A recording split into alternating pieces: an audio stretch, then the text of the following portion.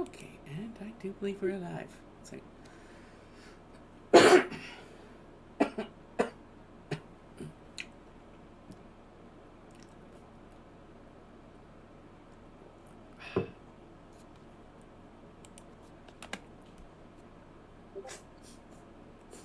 There you all go. right, intro time. Hello, my darlings. It is I, your host, Madam Tilly. And these are my boobs. And this is my friend. And welcome to the Elezen Retrospective Podcast. That's the ERP for short. It will. Oh, hi, Daryl. Good to see you, darling. He's a good kitty cat. Yes, you are. Ah, Blue Lotus, it's so good to see you on stream again. You know it's not your channel, but it's really good to see you back.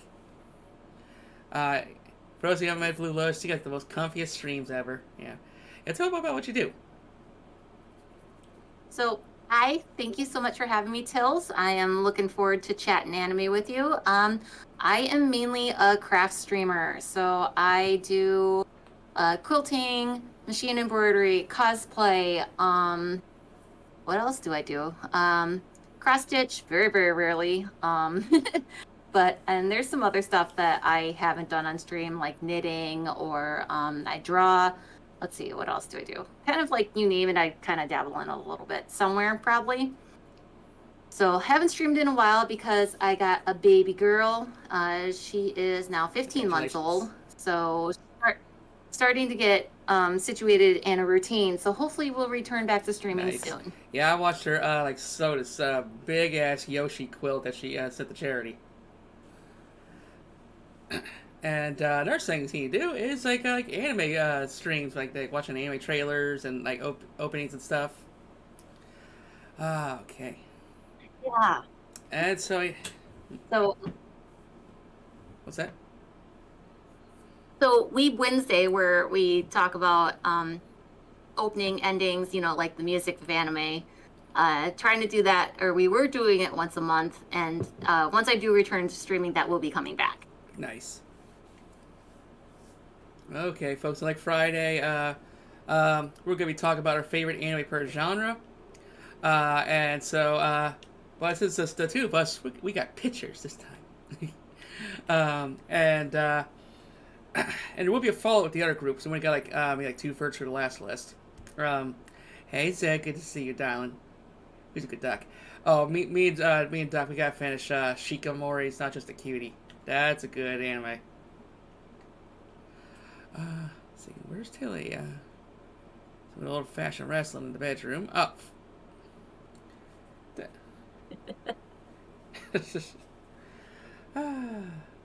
Never changed, darlings. Okay. Oh, but the only category I cut was detective, so I couldn't really think of a good one. Well, yeah, we still have like 24 categories. Let's see here. We're going to start off with some action. Alright, so. And for Blue, she picked out Sorceress, Stabber, Orphan. And me, I chose Black Lagoon. Yeah, I was going. Alright, the guest goes first. Hang on, I just lost my my sound. Oh, can you hear me? There you go. I'm not getting. I just realized that you're not getting double from me, are you? Okay, good. Sorry. Okay, so Sorcerer Stabber Orphan is God. It was a random anime that I picked up, and honestly, I just kind of enjoy the kind of, in a way, kookiness that comes with Orphan being an asshole. Like, there's a line in the first series, because it did get a revamp recently, where he literally, in the English version, goes, "What's that noise coming out of your mouth?" And I saw this when I was a teenager, and being a smartass, actually said that to my mother, and I'm surprised I lived. Oh, wow. But so the premise is that Orphan, main character with the red headband, is trying to find his best girlfriend, and free her from a curse that she did to herself. And on the way, picks up 2 friends and has to deal with the entirety of his school fighting against him. So that's the first season. The second season, you can pretty much ignore of the first series. Seeing like the first 4-ish episodes of the new series, the animation's better, but the story beats, they really changed, and I didn't quite catch my interest as much as the original. But I think it's something fun to kind of adventure-style magic to maybe check out. It's something that a lot of people don't seem to know about. Yeah, first of all, he's got a cool sword, freaking that gargoyle or something on it. Yeah, that is actually one of the main story, it's important to the story. It's called the Sword of Baltanders, actually, and part of like the first couple of episodes, you're looking for the damn thing, and then the next couple episodes, you're trying to defend it, is because his school, which is called the Tower of Fang, is trying to steal it back from him. So yeah, it's actually kind of important. Yeah, I heard this one because I would see the PS2 games floating around GameStop around the time that I saw it, pop up. Yeah, I own the PS2 game, and honestly, it's the only game that I've really sold is because it was that bad. Wow, not faithful to the story at all. No, not faithful to the story. The mechanics were really bad. It was just awful. I've had a few, heartbreakers. Never played Dragon Ball Z 22, like Ultimate 22 for PS1. Let's see. For me, I chose Black Lagoon. This anime has always been my top 10. Not breaking the top 3, but it's usually been like the 4th, 5th, 6th place. It fluctuates. It's basically one way to call it is like kind of like a more like a boat version of Grand Theft Auto. Basically these there's kind of like a lawless town called Ranipur, and so basically it's kind of like this where I think it was where all the GTA Online characters come from, because like everyone's either a gunslinger out for themselves, some kind of bounty hunter, maybe looking for some sunken treasure, dealing with pirates on the water. And cause the poor guy, you see it in the slacks and the shirt, he was just the kind of salary man working at a firm, and he got canned, and got sent here for some reason, and so he had to basically start a whole new life with the outlaws, and is ended up getting picked up for some reason with a group of pirates. And it's just it's gritty. It's got a lot of cussing, and some over the top action scenes too. So some badass ladies too, and a couple dark moments. So like I said, it's kind of like the GTA of animes. So that's my favorite action, which we'll actually be watching it probably pretty soon on the Discord.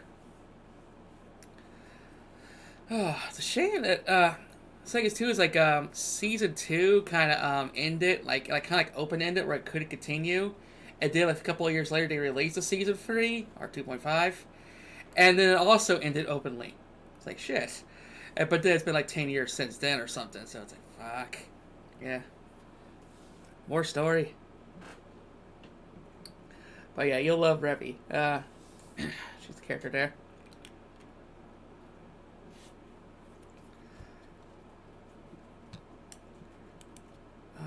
Okay. Quack. Hey, Otter. How you doing, hon? Yeah, he's an otter who thinks he's a duck, which kind of sounds like an anime.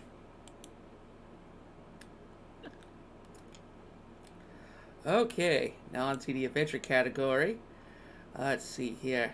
Looks like the Slayer. Said I got Goblin Slayer. Let's see. Okay. Now, let's hear. Now, so I'll start first on this one. Goblin Slayer, yeah, that was kind of like the smash hit from like 2 years ago. A lot of people can't get past that first episode, which has some pretty dark subject matter. Um, but once you get past that, it really is kind of like a good like D&D style adventure. And Goblin Slayer is an interesting character. Like he never takes off his helmet, Mandalorian style. He has like the kind of like, well, not emo, but like an anti-hero thing going for him. He's just basically he's got a jaded past, and he's got a brilliant mind for tactics. You know, it's like other party members like, okay, you just can't. Okay, you can't kill the goblins by fire, or this or that, and he comes up with a whole new way of killing them. You know, and and I think we're supposed to get more seasons coming. And hey, it even has an elf. So needs lots of therapy. Yeah. Oh shit, Claudia's here. She's my resident anime critic. Playing drunk Yu-Gi-Oh! Oh no. Nice drunk dragon. Okay. And why'd you pick Slayer as your favorite adventure anime? It was kind of hard to pick an adventure anime in a way. Not a full genre I watch, or maybe I watch it and don't realize it in a ways, because there's so much stuff that hits multiple genres. So Slayers is honestly one of the first thing I thought of, and the entirety of the series.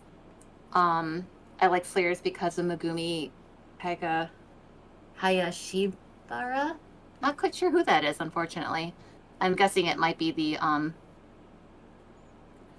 mangaka. The anime is fun, but at the same time sometimes feels like Monster of the Week, with how often it's Lena has your main character, Lena Inverse, how often she does that damn her big spell of the Dragon Slave. I mean, I'm such a nerd, I could almost recite that off the top of my head, is because I've watched Slayers a couple of times, obviously. Own it all as well. But the cast of characters surrounding her, are just fun. You got the cute, kooky, dumb swordsman, the kind of brainless white mage, the mysterious other, I can't think of what other mage cell goddess is. You got, I think, another priestess, and then just a couple of just interesting characters that just make the show fun for me. Players and Sailor Moon are like prototype magical girls.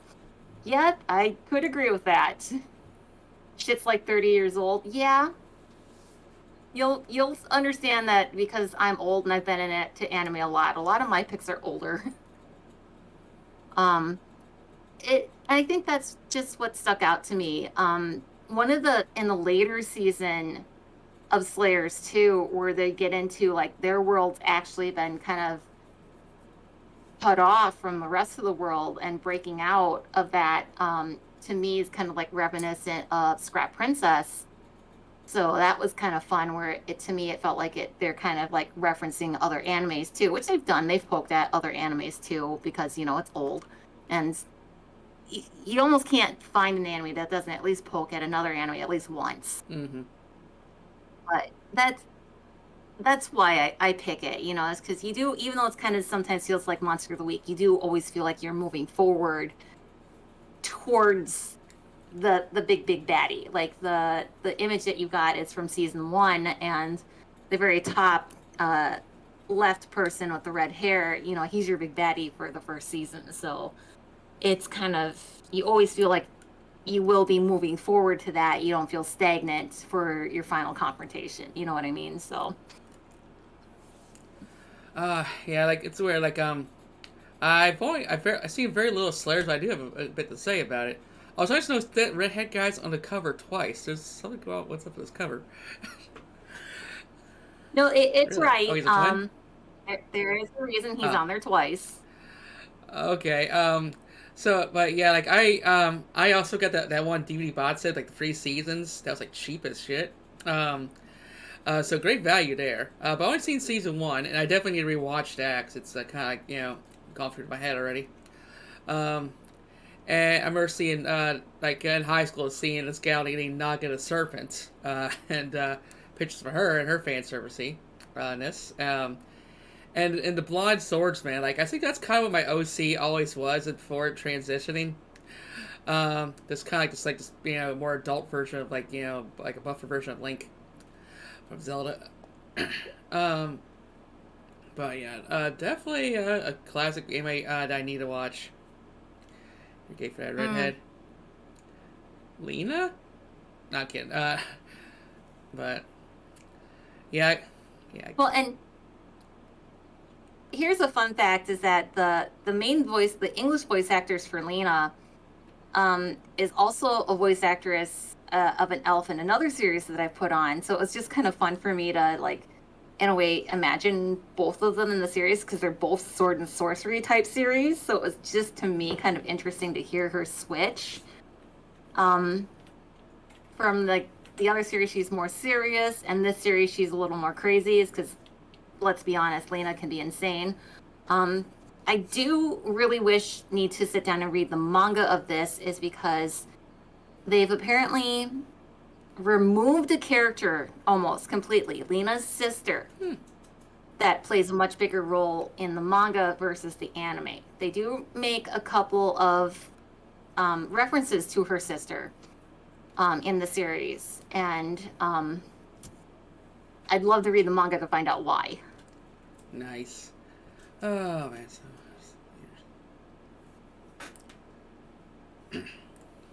Lena's gonna blast you the bits. Yep, she would. I think they were actually going to come up with a tabletop game, but it got canceled.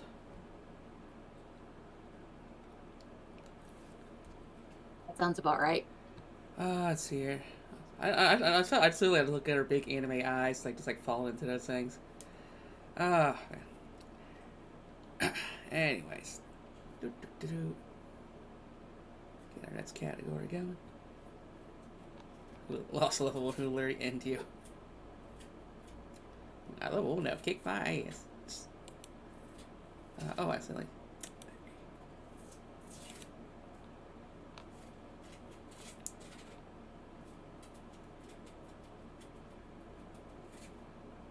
Okay, that brings us to our next category, comedy. Alrighty. So, I never seen Full Metal Panic. Want to tell us about it?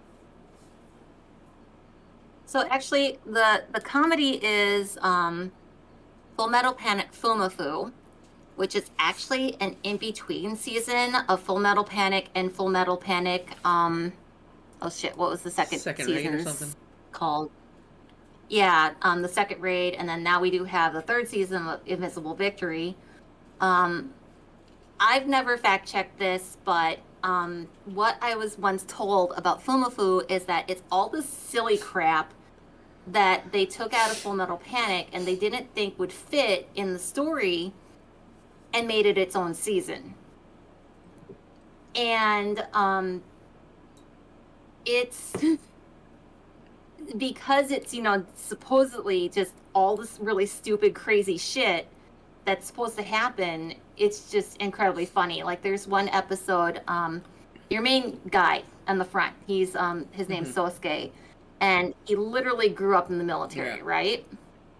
So he's supposed to be protecting the girl with the teal hair, damn it, what's her name? Starts with K and I can't think of it right now.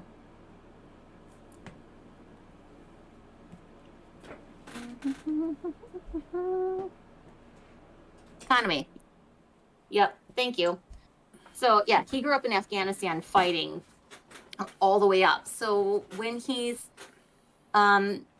protecting Kaname, he has to go undercover in a high school and try to blend in regular society. Oh boy. And like one of the episodes in Fumafu, actually your first episode, is he gets a love letter. And since he knows somebody screwed with his shoe locker, he decides he's going to blow it up. Literally with like C4. And like, this is the kind of crap, the vein that it goes through with Fumafu. And it's just one of those series. It's like if I'm having a bad day, I really need to laugh my ass off, I'm gonna put on Fumafu. Okay, and is the normal series still good? The first season's decent. I did enjoy the first season. The second two seasons are shit. One of the reasons, though, season 3 I think is so bad is they waited too fucking long between the seasons before they finally did it. He shot an arcade cabinet with a pistol because his gaming pistol ran out of ammo. That's right. And his excuse is, what if the gaming pistol went off? It's because they told him, it's like, all you have to do is point it away and shoot it. And they're like, so you whip out a real gun? So, and another shtick in Fumafu is that Kaname goes on a date and he wants to trail her, but they're at an amusement park and he doesn't want to get caught. So he literally steals one of the actors' suits. And in the suit, all he can say is Fumafu. I see where it's coming from. So, and then that's like, I want to say halfway through the series. And then what's even funnier is that he then keeps the goddamn suit and militarizes it. He modded Bunta-kun into a goddamn Gundam. That is right. And then not only that, like later you find out he's selling this suit to special forces too. Oh, I was trying to give it away for free. Oh my god, yes. But it's so stupid funny watching these like kind of teddy bearish things they're gonna take you down. Oh man. That's here. But the first season is interesting is because the whole reason that he has to protect Kaname is because she's what's called a whisper, who they innately Hi, Stu. what is it? Can create or understand like these incredibly complex science.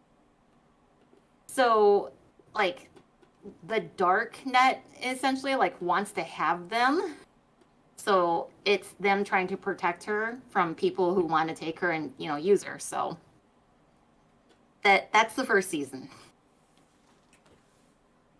Oh yeah, the Darknet was all a freaking rage back then. Still is around nowadays, but yeah. I noticed that the dark web doesn't really get a lot of traction anymore. But now speaking of season, hopefully we'll actually get the second season of Panty and Stocking. It was announced at AX last year. Yeah. Still though, anything else since? It's gonna be like Metroid Prime 4. It takes like so many years, but still, it's nice. Yeah. But yeah, even like Panty and Stocking, as long as you don't watch the after credits scene, you'll be okay. Otherwise though, yeah, this is I remember showing this to Budberry. He was just he is basically his mouth was kind of yes. He was stunned at every episode, from the way they let the English voice actors just go off with the language to all the smut to just the wacky visuals. Oh man, I need a pink Hummer. Now just look at that car. Yeah, I just love this anime ever since, and I identify a lot. Like I think I'm a nicer version of Panty. And what's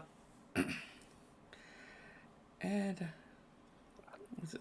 Are we doing slice? Are we considering slice of life different from comedy? Yes, it's a different genre.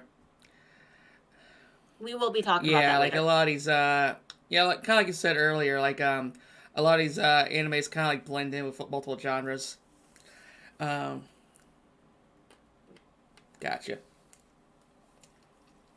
And also, the animation is totally different. Like you think it's like a freaking Cartoon Network. But yeah, I'm totally looking forward to season 2. And Stu, have I showed you this one yet? If not, it's good. If not, she needs to. Panty and Stocking is amazing. It's and one thing too that's really great about the series is the Oh my music. goodness, yeah, freaking I got a couple of the main songs on my freaking phone. I was want to say Hmm. MP3 player. I'm actually sick of buying one of the old stick MP3 players just for nostalgia trip. This, okay, looks like we're watching Pain and Socket sometime soon. Oh man, like if you thought Sheena Meta was raunchy, this is oh oh boy. Uh, let's see here.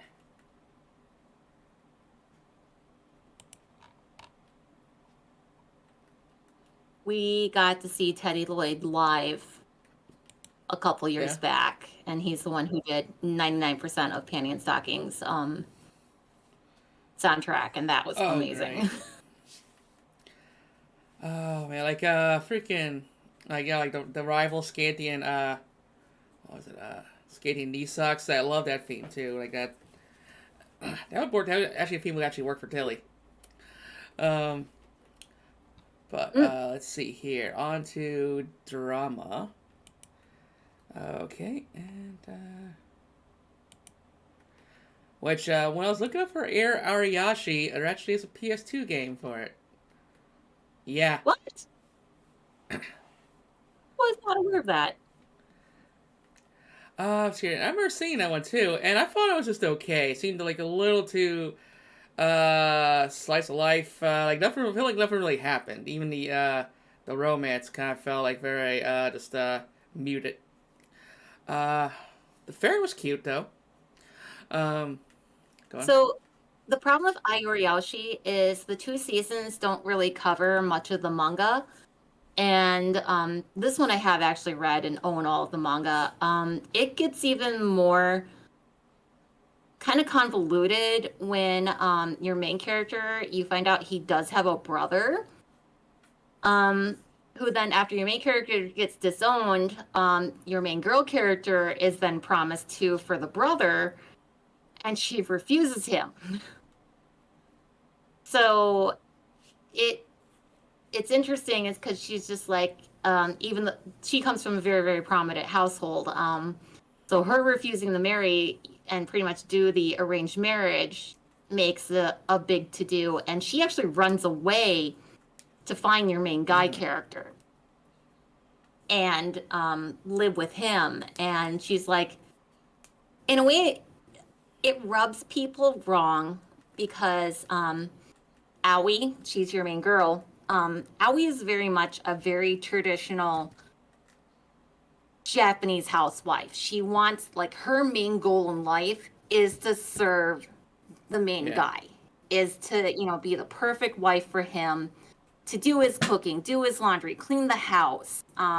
It's like today's standards and like feminism, some people are really going to hate that. Yeah. But if you think about it too, it's like this is the way she was raised and expected to do. So I enjoyed the series. It also gets a little bit harem because your main guy, Karu, he does collect a bunch of girls who of course want to get with him. And Aoi is it's so funny when she starts getting like a little jealous, but she can't like voice her jealousy. True. So yeah, it's also a Japanese housewife literally today. Yeah, it goes with some very traditional territory, so you really got to keep that in mind. And personally, I would suggest, like I said, reading the manga over the anime, but the anime is still, to me, it's still kind of fun. Uh, let's see. And then I would kind of went with Nana. This is I think yeah, an older anime, and it's about two girls like both named Nana, and just randomly meet on a train, and one of them's kind of like like it. Well, like ditzy blonde, the girly girl, excited all stuff, excited about everything, all about boys and everything, and and then she's moving out to the city to like start her new life or something. I think she just graduated from college. So it's gonna like live with like some friends, and then runs into basically the goth rocker Nana, who's trying to start trying to get to break into the music business. I think they eventually end up renting an apartment together, and it's kind of like got a lot of like a lot of relationship drama and stuff like that. And uh, what really sucks is that the anime got like canceled. So it's like they never got to be officially finished. Which it's still like Aw. nearly 50 episodes long, but they kind of had like rushed the ending. So it ended in a kind of a depressing spot. Yeah, but so because you kind of just want everyone to be happy and stuff, but so but it's a nice watch. Uh, it's like the Jose anime. It's very very very real. Yeah, yeah, it's pretty relatable. It's been on my radar for a while. I need to actually sit down and watch that. Let's see. Yeah. I could probably send you a link.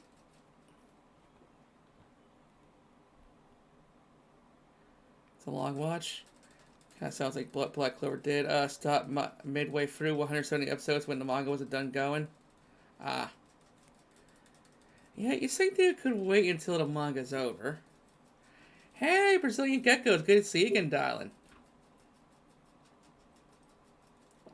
Yeah, like I said, it's heavy. Damn. Oh yeah. Don't watch it while driving heavy machinery. Otherwise, you probably cry and crash into somebody. I'll do pretty good, darling, especially with you here. How have you been?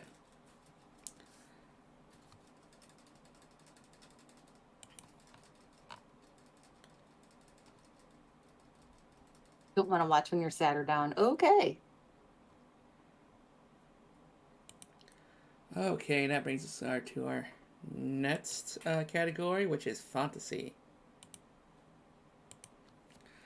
Okay, so I know if I decide I kind of go with basic bitch on this one, and decided to go with old Inuyasha because it's they got the fancy setting, and you got your swords, magic, adventure, even though Kugome does come from a modern place, it's still a fancy setting. And I found this one easy to get into back when I was a kid. It's like sometimes I want to watch it again, but it's like that's like 200 episodes. Like I don't know if I got any. I do gotta get around to watching that sequel series, Yashahime. And again, this one had a really great PS2 game, an RPG actually. Um, but I thought it had a couple of yeah, there games was a PS1 actually. fighting game I never got to play. Let's see. Uh, Just got some stay. Let's just internet after having a credit card. Losing 10 pounds due to eating all stuff for days. Ouch. Hope you got to eat something. And it's honestly one of your favorites. It's such a nostalgic vibe. Yeah, it is. Although yes. I can't look back on it, the Kagome and Yashi relationship is pretty toxic. Uh, and let's see here. You like Mayu? Never watched any of those. Yashi is pretty basic bitch. Wait, the character or the show itself? I take bad life decisions. Um, but I loved it, Shishomaru. He was basically kind of like, for a long time, he was considered like the anime version of Sephiroth.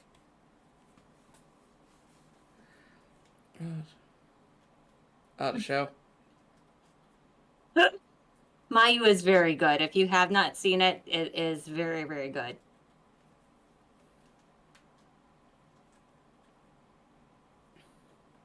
Yeah, you like the edgy white-haired boy. Oh yeah. Plus, well, back then, like edgy wasn't a word yet. You know.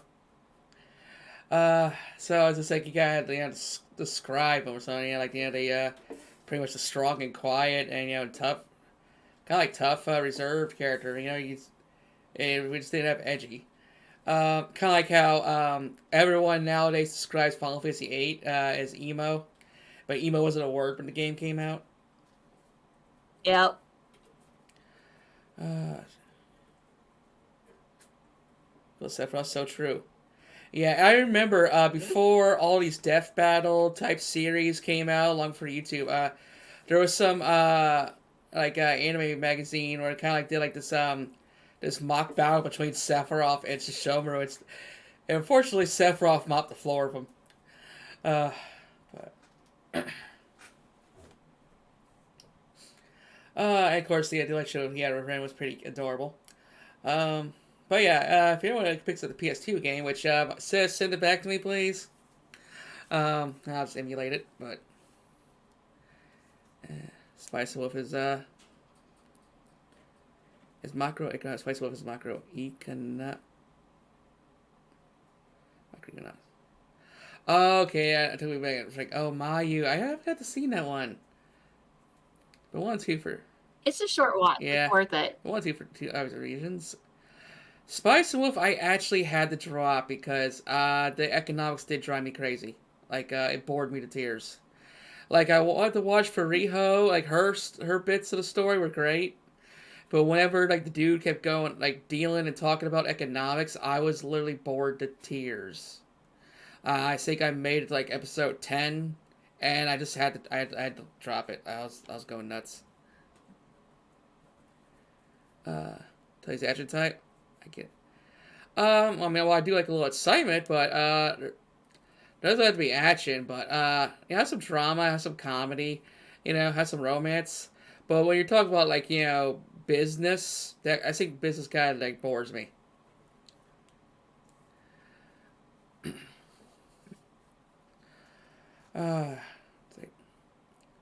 Let's see here. Now, Record of Lotus War. I've heard about this one over the years. I've never had a chance to see it or play any games. How would you describe it? So, A Record of Lotus Wars, this is the first series. There is a second series called Record of Lotus Wars Chronicles of the Heroic Knight.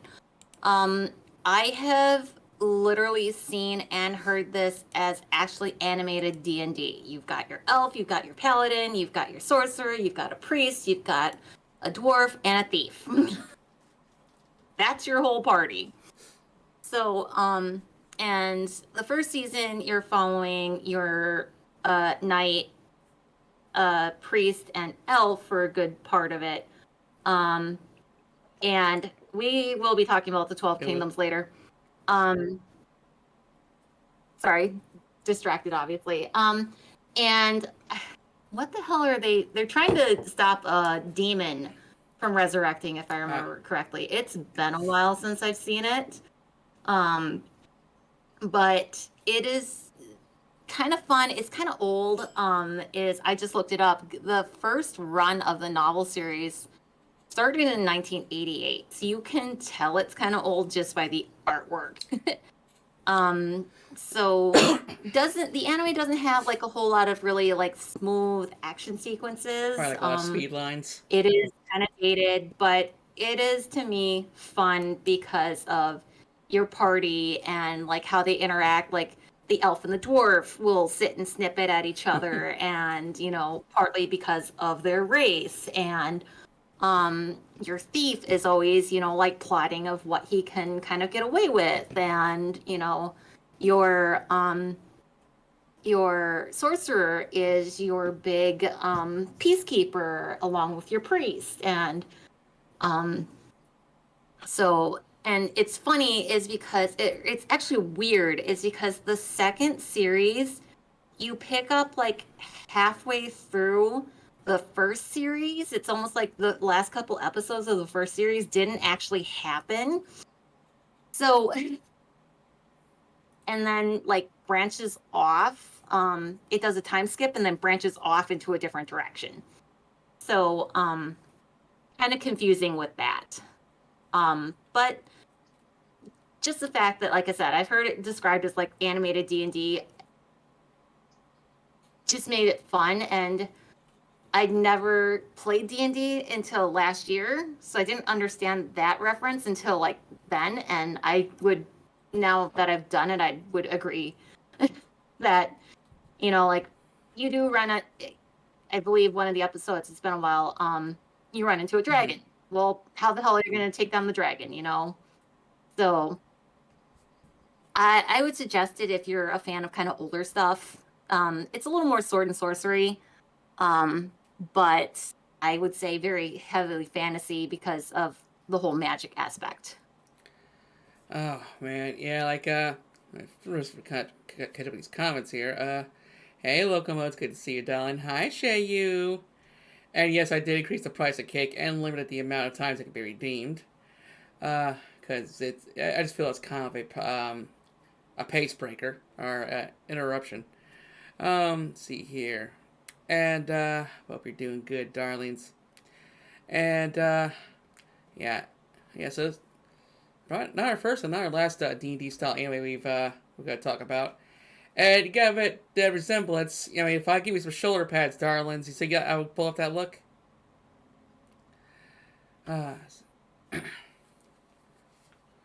Deedlit, your elf, she does not always have those ugly ass shoulder pads. Her design's actually Yeah. pretty cute. It's got more. I know Sneak like a pants. But, yeah, I said she actually has more shoulder pads than skirt.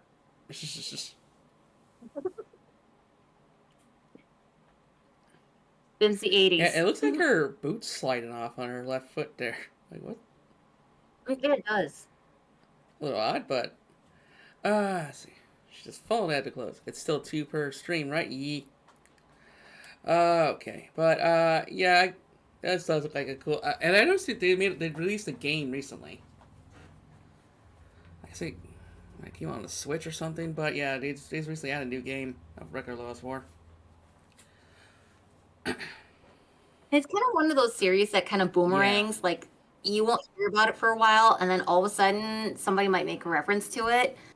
A couple years back, it finally got not DVD. How come I can't? Blu-ray release. And they packaged both seasons together for the collection, which was really nice. So yeah, I could imagine that. I dare you, Shay. That's you. I mean, I wouldn't say today's a good day for it, but hey, you do you, darling. Yeah, you do you. I ain't gonna be too much of a stick in the mud. Let's see. I know the cute robot maid eats her cake. Probably had a long weekend. Okay, and now let's move on to that's Katia Gore. Hope you had a good time so far. Oh, and there's our first redeem. Bouncy, bouncy, bouncy, bouncy. Sorry if the bow was getting in the way. Bouncy, bouncy, bouncy, bouncy, bouncy, bouncy, bouncy, bouncy, bouncy, bouncy, bouncy. Bouncy, bouncy, bouncy, bouncy, bouncy, bouncy, bouncy, bouncy, bouncy. Bouncy, bouncy, bouncy, bouncy, bouncy, bouncy, bouncy. Bouncy, bouncy, bouncy, bouncy, bouncy, bouncy, bouncy, bouncy, bouncy, bouncy, bouncy, bouncy. Married to me. Oh, I love you too, darling. Hey, Otter. Okay, so, and our next category, speaking of bounties, is fan service. Okay. So, I've only seen a couple episodes, and I've been meaning to watch, Is It Wrong to try to pick up Girls in a Dungeon? I don't know why the title's that damn long, but yeah, that one's been on my watch list. Also Sneaky, also Hestia's Bestia. Yep. I don't understand what the hell it is with anime titles lately. It's like they want to just keep going longer and longer and longer. It's like, what the fuck? Like, I tried to be a hero, but I fucked up and went to get daytime jobs to support the kids. What?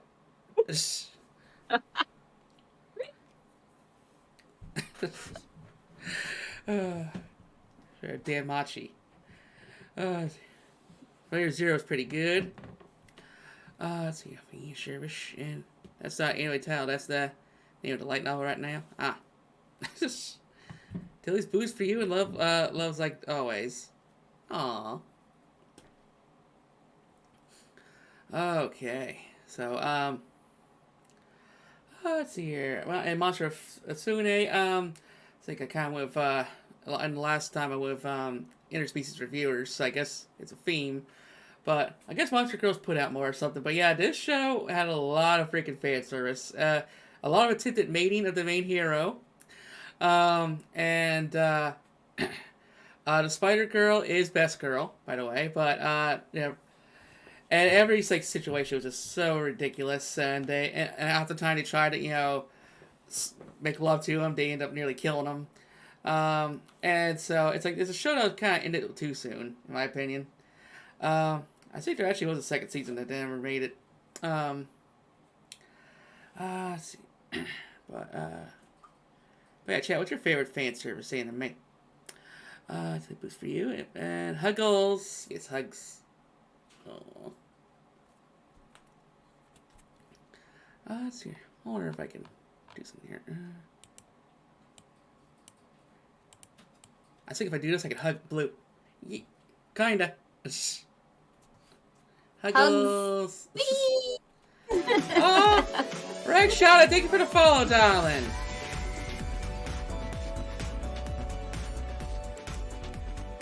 Welcome to the Waifu Tavern. They get old very fast. I don't know. But I like after a while, just keep you focused on it, even if it has a bunch of fan service. Usually, people when like the show is just it's supposed to try to take itself seriously, but they have fan service and panty shots everywhere, then it gets distracting or it wears off. But when the show's all about the fan service, like that's the point, I think it has a little more staying power. Because it's just about erotic situations. Yeah. Especially accidental erotic situations. I mean, is it wrong to try to pick up girls in a dungeon? Is just kind of, to me, a little more fan servicey just because of how they will position Hestia and tease you and some of the other girls. And they don't quite give you the full payoff, which is kind of more fun. And then isn't there a spin-off series? I don't remember if it's a spin-off or an OVA of them finding a hot spring. Yep. There's like 4 seasons, so, 2-3 spin-off seasons or series. Yep. So, and one thing I do like about the series is because I'm just a nerd about gods, is that they don't have just the Greek pantheon here.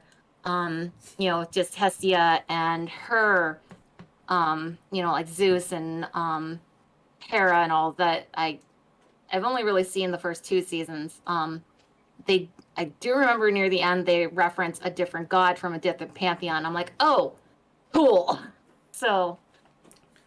Let's see. All right. Thank you so much for checking me out. Make sure you shave really good. Tell her how cute she is and how good she looks in that maid outfit. And Claudia, I'm kind of the opposite. I actually love and adore fan service and ecchi, but I don't like actual hentai. I just find it gets so boring because just repeated freaking animations and noises and very weak plot. And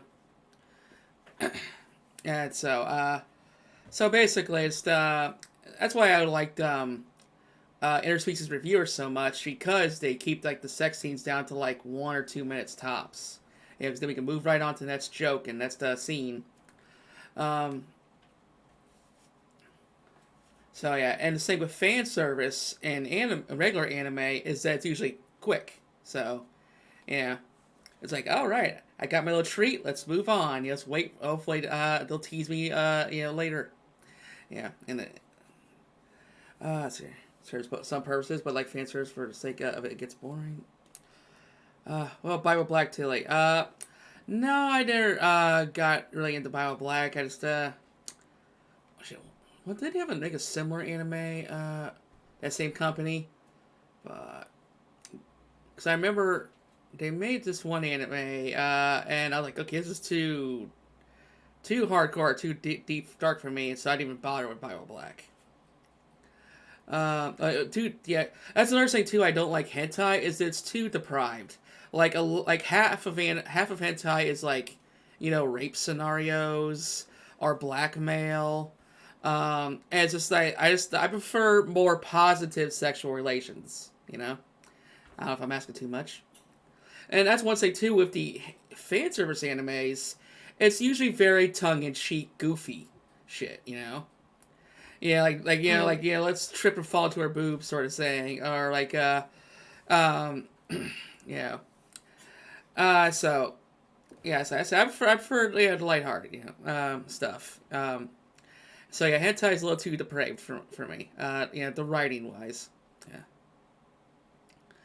yeah. So yeah, it's not a big fan of the R word. Okay, so Chris being teased and call. Oh, thank you, Reg. Let's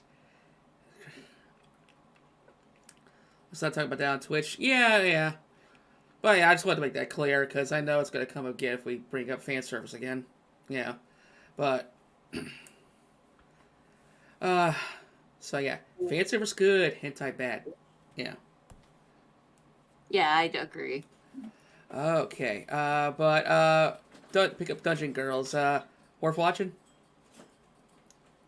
I personally think it's worth watching is because, not only is it kind of fan servicey, it's fantasy, it's harem, it's, it hits that multiple genre too. But you got to kind of I guess it's just got to tick all your boxes, and to me, it's not quite fan service or all fan servicey, you know what I mean? It's not their main shtick. But there is quite a few moments I feel like they just threw in just to throw in. Yeah. Especially with Hestia. Especially with Hestia. I only caught a couple episodes, but I noticed they did have some D&D elements in there, like stat raising and stuff like that. I thought that was kind of cute. Yep. Also, I know not a lot of people have attempted the boob ribbon. Like, I guess that was a quick fad. Her design with that boob doesn't make any sense. It's because, and one thing I do like about the series is that they picked a goddess that not a lot of people are familiar with. Hestia, goddess of the hearth.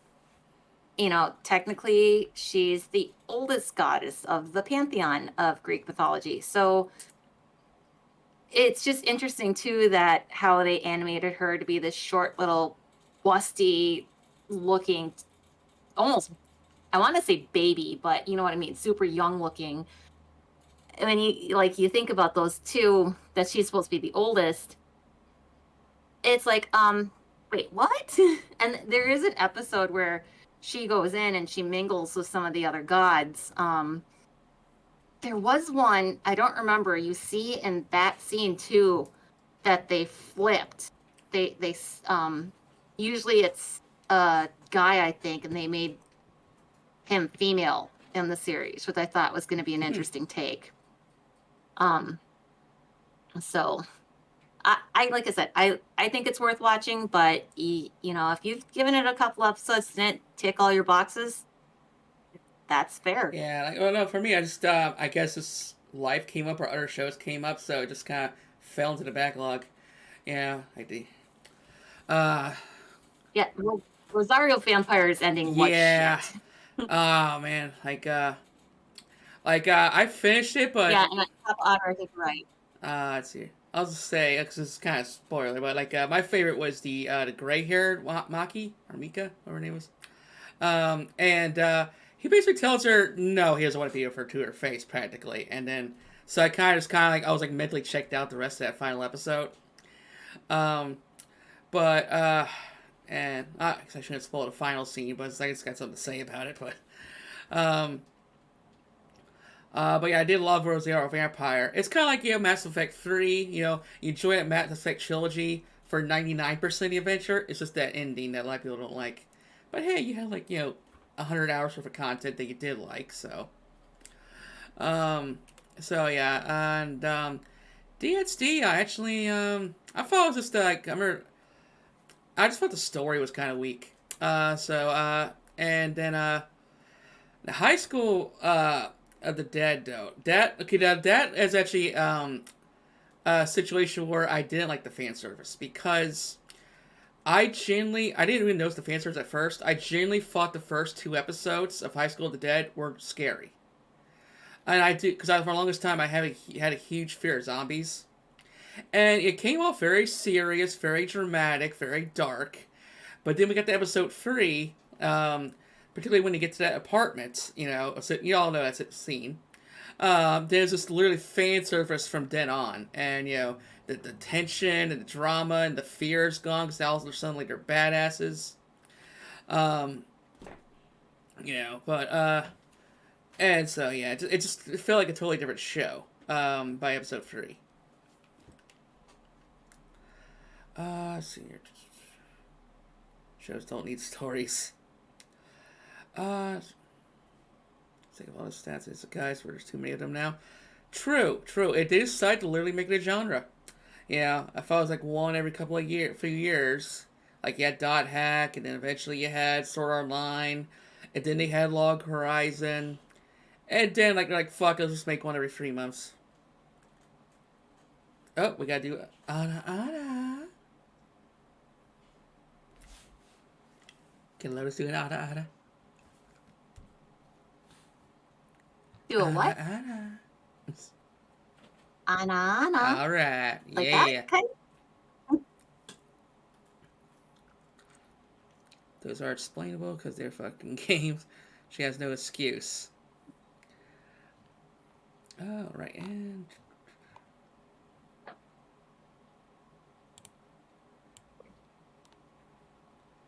one second.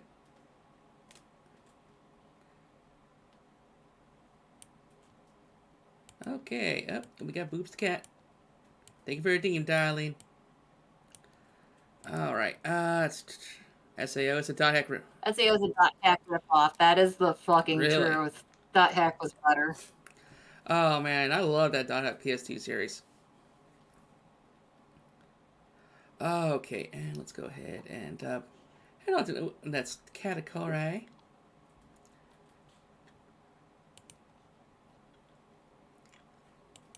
Okay, and that category is horror. Now, I did talk about this one on last Friday, but so good. What the hell is my backup horror? Because I had to make 2 lists. Because I'm with 2 different groups here. Okay, because I didn't finish that one. Memories. Okay, so I guess I'll get mine out of the way. But yeah, Angels of Death. This one was based off one of those RPG Maker indie games. So I was actually surprised it got an animation of its own. And so essentially, the 2 main characters there on the front, this one blonde girl gets kind of like this. She wakes up in this this dark. It's kind of like a abandoned underground city. Like she's wandering these alleyways, and this guy who's wrapped up and got the ciphers chasing her, wanted to kill her, and eventually corners her. And he's like, "I'm gonna kill you," and she's like, "You promise?" And he's like, "What?" And they kind of realize they find themselves in this underground city where each floor is giving to a different psychopath. I guess you gotta get to the top and to escape. And so they're like, okay, you work together, and then you can kill it. He gets to kill her. So they make that deal. So not only they deal with their own personal drama, and you see glimpses of his past and what made him that way, and she starts out as an amnesiac, but then you figure out what her past is and why she's down there. And then you're dealing with several different psychopaths, from there's a gravekeeper of that pumpkin head. You got this got an evil preacher, and there's even a chick that's kind of like a female Jigsaw with all these fucking mechanical traps and buzzsaws and gun turrets and and gas and stuff in her floor. And so it's a really like a dark drama and even a dark romance. And from what I hear, the ending was different from what it was in the game, so it's worth a watch. Okay. Let's see here, I need to find out the Dot Hacks. I might get Crunchyroll, so I watch one. Yeah, the Dot Hack also got a shitload of spinoffs. And the reason I kind of don't really watch it because I hear the original is kind of boring. And this is just so much .hack content, but I might just watch it anyway. Don't see where. I'm sure she has a reason for picking down as her horror anime. I mean, the characters on this cover look scared shitless. I have my issues with Higurashi. I fucking hate that anime. I can see why people like it though. It's the creepypasta of a scythe. Yep, pretty much. This is So is Elfin Lead. Also, that was a different. That was a show. Or whatever. I ain't seen that one. Sounds like a dating death simulator. Well, it's not really like dating, but you know. Let's see here. There's so many floors. It's just Yee. Thanks for redeem. Creepypasta modern slasher movies. Yeah, I can see that. I mean, but a lot of creepypastas are kind of worth making their own anime. Yeah. Kite's the only one I've seen. Oh yeah, Kite. I'd watch the Hecky. I watched 2 on Future Diary. Okay. I have to make a note. Hack watch party. Future Diary. I've never seen that one either. Okay. So Blue. I never seen Made in Abyss. What's that about? So Made in Abyss. First off, I don't watch horror anime. I don't have the stomach for it. I don't like a lot of blood and gore. The reason I put Made in Abyss in horror is I have seen people refer to some of the scenes as abject body horror because of some of the shit these 2 kids go through is just nuts. Yeah, and it almost makes it worse because of how cute they are drawn and animated. Yeah, there's a lot of body horror. If you can't take the transformation and the mutilation, do not watch Made in Abyss.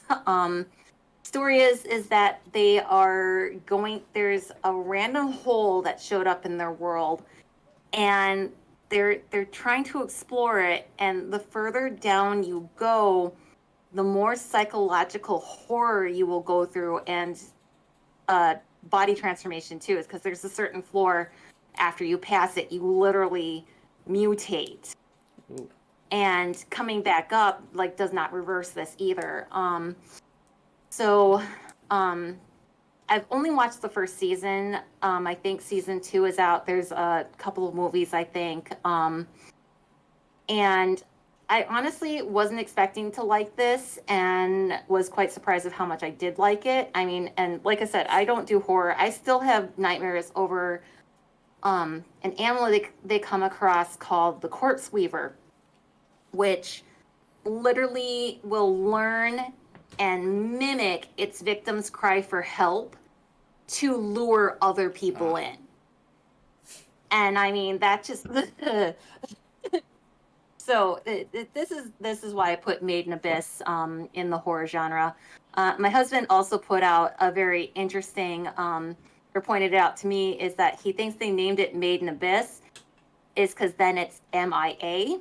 Is because another reason your blonde character is going into the abyss is she's looking for her mother. Her mother's been missing for many years, and at the beginning she gets a letter from her mother saying, "I'm at the bottom, I'll meet you there." So it's, to me, it's very good, and it's kind of interesting because there's kind of a lot of mystery too, because your main guy,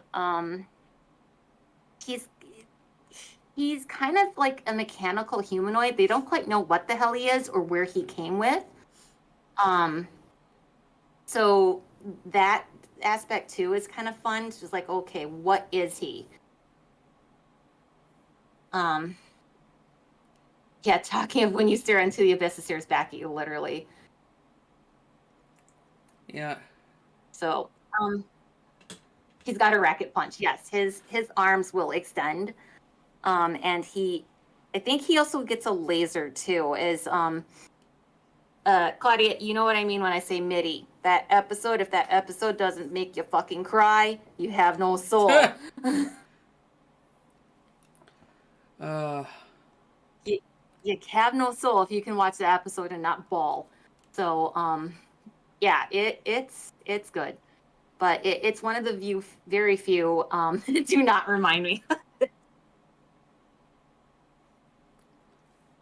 Yeah, so it's I would heavily suggest it, and we actually had suggested to another friend, and he was the same way. He's like, "Oh my god, I like this.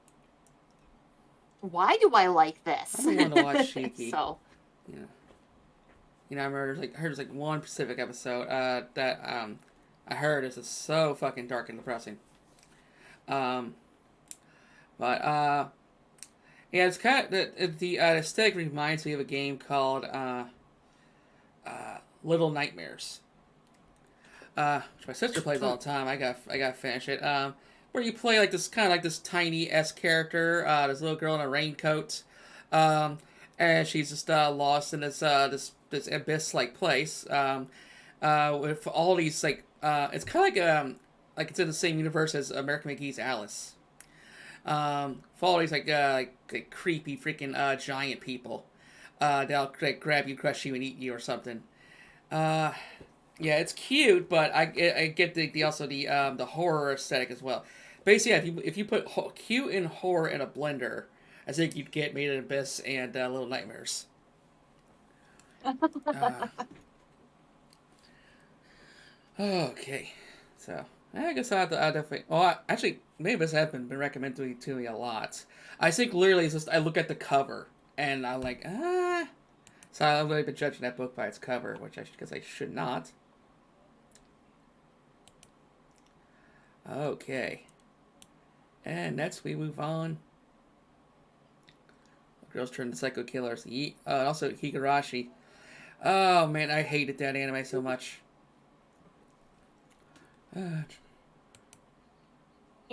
I've seen an opening sequence of Higurashi, love that, and then found out what the hell the series is about and noped out of that. Oh yeah, like I could probably go into it for a couple minutes, but I even have a written review where I gave like I don't know. I chewed it out. But our next anime is our next topic is LGBT. Okay, take it away, Blue, as you've chosen the She-Ra, the Princess of Power. So, I unfortunately don't watch a lot of LGBTQ plus anime. It's just not fully on my radar for things I'm interested in. Have no problem watching them. But usually I gravitate more towards like romance, fantasy kind of things. So, the new She-Ra, this is the new She-Ra that's on Netflix, and yes, I know it's not technically anime, but it was wonderful. Yes, Queen. There's a lot of representation. And one of the things I love about this series too is when what's your main guy? Yeah. Bo, I think his name is. When you go home with him for the first time and he just goes, "Hey, meet my dads." And nothing was said. Everybody just accepted it. I fucking love that. There's a couple of books I read too that they do the same thing. They're just like, "Hey, these are my moms," or, whatever. And it's not weird. It's just accepted. It's normal. So, I think this new She-Ra did a great job. And, the fact that they made her and Catra at the end are an item. Yes. Yes, Queen. And it was to me a little strange how they twisted that at the end, is because to me it wasn't fully built up like through the entirety of all of it, but it did feel like at the end it did work. So yeah, I know they wanted to get more seasons, beautifully animated, updated. Yeah. I'm sorry. If you can ship in anime as LGBT, yeah, that can be it.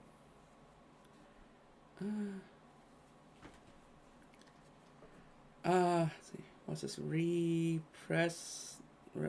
Represent. Yes. Yeah, that's good. A lot of representation too. Yeah, freaking. I love. I love all the main characters. Freaking. Like Glimmer becomes such a badass there at the end. Freaking. Dora is, I love her outfit.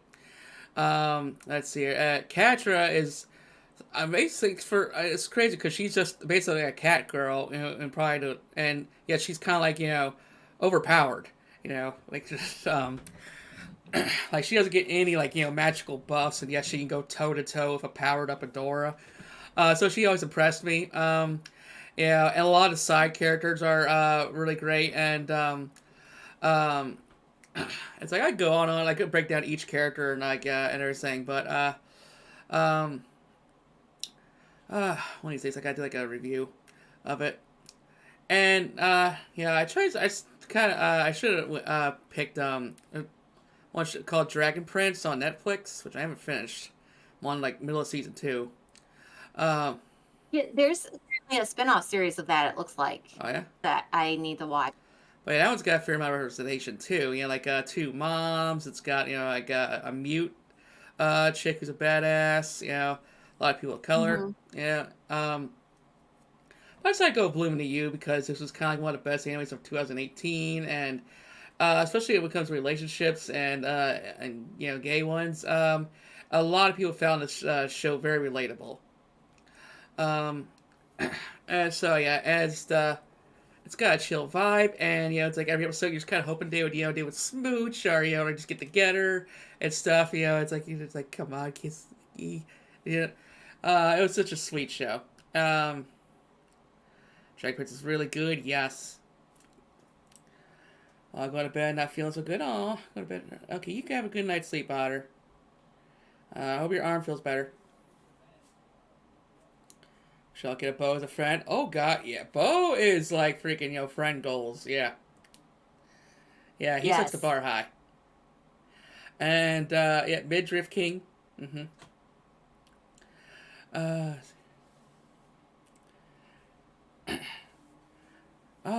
fact, I was actually a little surprised he actually hooked up with Glimmer, because I could have sworn he was gay. Wish we could get a. Not a fan of Dragon Ball Super, though, to be honest. Yeah, I watch these. It's like elementary school. Yeah, DBZ kind of feels like young boys' first anime. It's like it's like something you kind of grow out of, sorta.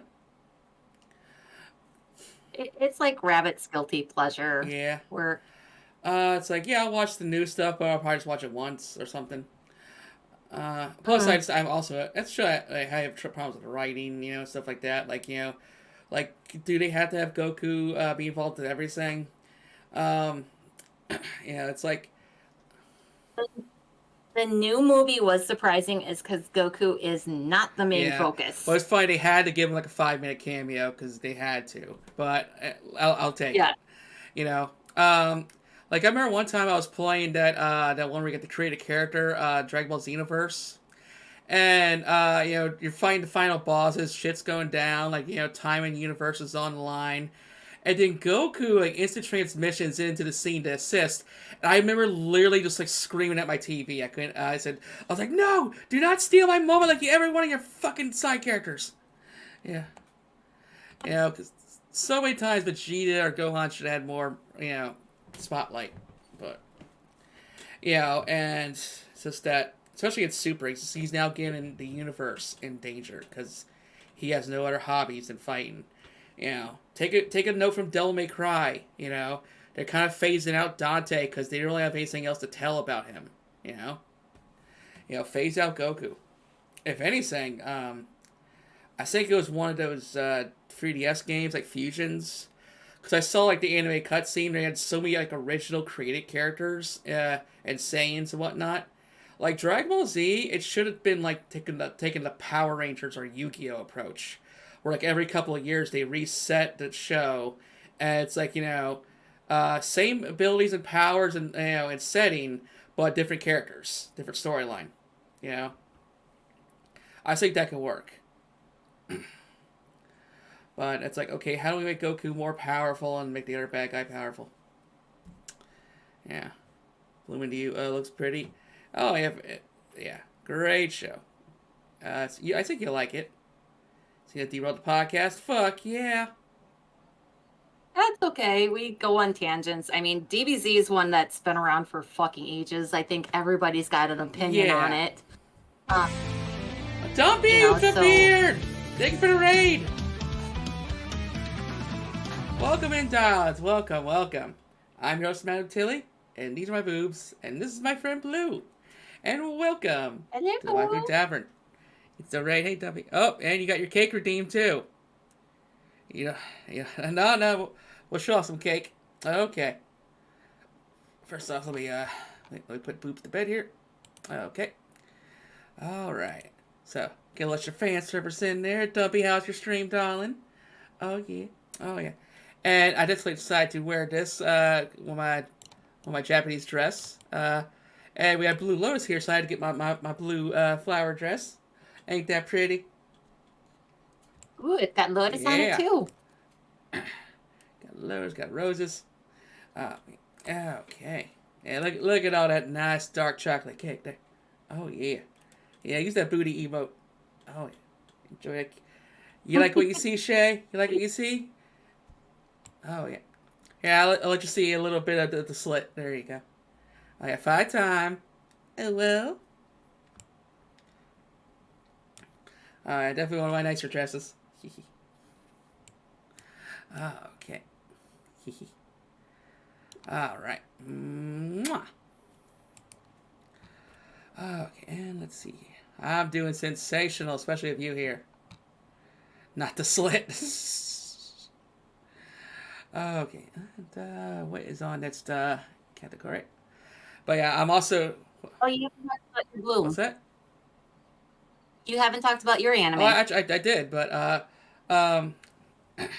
I can talk a little more about it. Let's see, like I think so I know the one girl like kind of the the popular kid in school, but she's just because she's trying to live up to like her, I think it's her sister or her brother's example, and try to be the best at everything, even though she would rather have a more simple life. And then you get the strawberry blonde hair, who I'm not sure there's a certain sexuality, but basically it's like she doesn't ever want to be like in love or something like that, or she can't see herself in a relationship, but she can't help her being around the other girl. So it touches, like I said, a lot of people find it relatable because it just really explores relationships. And the parts where they do go on dates is cute. Oh man, and but and yeah, it's kind of like one of the first like really strong Yuri animes. Because it wasn't until because this came out in 2018. It wasn't really until like the last couple of years that we've been getting more and more LGBT anime. Um, let's see here. Gee, look at my list here. But yeah, I'll throw in a bonus one as well. Cause I thought, but there's an anime called Kashi Mashi Girl Meets Girl, where essentially it starts off this boy has a crush has his crush, and he finally works up the courage to ask out his crush, and she turns him down, because what he doesn't know is that she's only into girls. And so the boy, he kind of goes to the mountains, and he's just crying his eyes out. He's bawling, he's destroyed. And then a UFO falls on him. Yep, it got worse. And so the aliens are like, people of Earth, we didn't mean to hurt him. We managed to put him back together. However, we accidentally made him a girl, and we can't reverse it.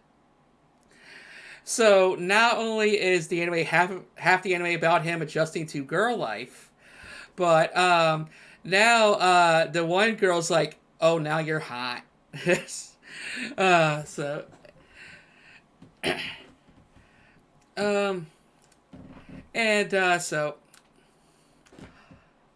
so yeah, basically it's a romantic comedy. But yeah, Kashi Mashi, which girl meets girl.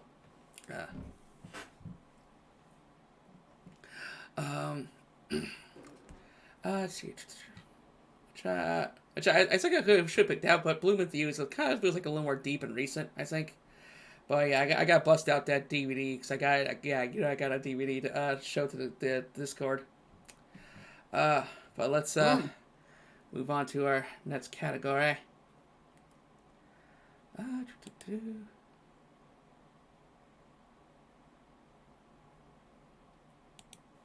Okay, our next category is mystery.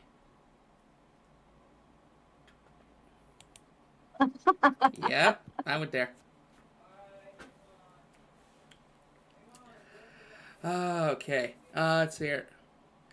I talked about this one on Friday, but I gotta bring it up again because I never got to play I never played the games because the games felt a bit samey. But watching them feels is all right. I've seen the live action film, and I actually got very intrigued with the show because they do drag out each case like 3-4 episodes at a time, and they piece it together bit by bit, and the trials and tribulations and stuff, and the comedy. So I can see why people like the series. Also, Eric Vale, I love his voice actor. Yeah, He's great. but I'd never seen Dura Dura Ra Ra. What's that like? So Debarara is it can be a little crazy is because there's quite a few storylines that are happening at once. And actually a couple that like you see it out of the timeline and you don't really understand where it fits until later. The image you got is actually season 2, which I personally didn't like because I don't feel like they kept that as well. With the multiple timelines and getting how the characters all fit together and like some of the characters' ulterior motives, like you kind of see later or earlier, but you don't fully get it too. Is because actually somebody was watching it recently, or I was reading a chat, and one of the big things is that you'll see a chat room and they're all talking to each other and they're all anonymous and you don't quite know. And then as you go through the series, you kind of start realizing which character is which person in the chat. So like the person who was watching is like, do these chat rooms matter? What the hell is this about? It's like, just trust me, later it will all make sense, you know? Personally, I like Dorara a hell of a lot better than his other series, which I can't think of the top of my head right now. This one's characters feel a hell of a lot better. Is because your main 3 characters are, they're high school students. One of them, he considers himself just an ordinary guy, but like the girl gets possessed by, is it a ghost or a demon? I don't remember, but like she can literally pull a sword out of her body. And your best friend, the blonde, is a leader of a gang. Huh. So you start seeing, like the people in chat who've seen da will understand, like the dollars and how it goes with suspense, trying to figure out like who's in control of the dollars, who one of your main characters, she's a Dullahan, which is apparently an Irish fairy. It's about, or because of this damn show, that I had to figure out what the fuck that was and did research on that. So got plenty of fairies here at the tavern. So she is like an Irish headless horseman, I guess is the easiest way to say. She's supposed to have her head severed and carry it. Well, her head's been stolen, and so that's one of the things that people are trying to figure out, like who did it and why. And yeah, it's good, but if you don't like a bunch of like chaos and multiple timelines to try to keep track of, avoid it. Interesting. Okay. Ride the sick motorcycle. Very dark and serious anime. Yep. Bakemonogatari is very good. It's just there's so much. Yeah, and also that one's also got several different series of spin-offs that I don't know where to start. Okay. One more and we'll take a pee break. Biker and Titan rides a sick motorcycle. That's true, and she's got a kick-ass scythe too. Okay, and our next category is music. All right. So, Zombieland Saga. I remember I was just scrolling through Funimation, looking for a show to watch, and I was reading the description like, wait, idols, zombies. Yeah, I'm there. Click, click, click. Yeah. And oh my goodness, this was awesome. Like, got a lot of comedy. Got a lot of different like variant genres of music too, not just pop. And yeah, just the absurdity of the situation. Basically, this guy like goes like pretty much somehow doesn't it's not explain. I never really explained clearly by the end of it, but he resurrects a bunch of girls from the dead and to start his own pop idol group. Um, and so yeah, it's so absurd. And also you got they also got to figure out how to not get caught as zombies. So they got to like wear makeup and stuff, and and their heads and body parts can detach. So like some comedy is going to happen. Um, so yeah, if you like idols and comedy, then you're gonna enjoy some Zombieland Saga. And I heard of Love Live, and I've seen that girl in the pigtails on the left there a lot, but I've never watched it or anything.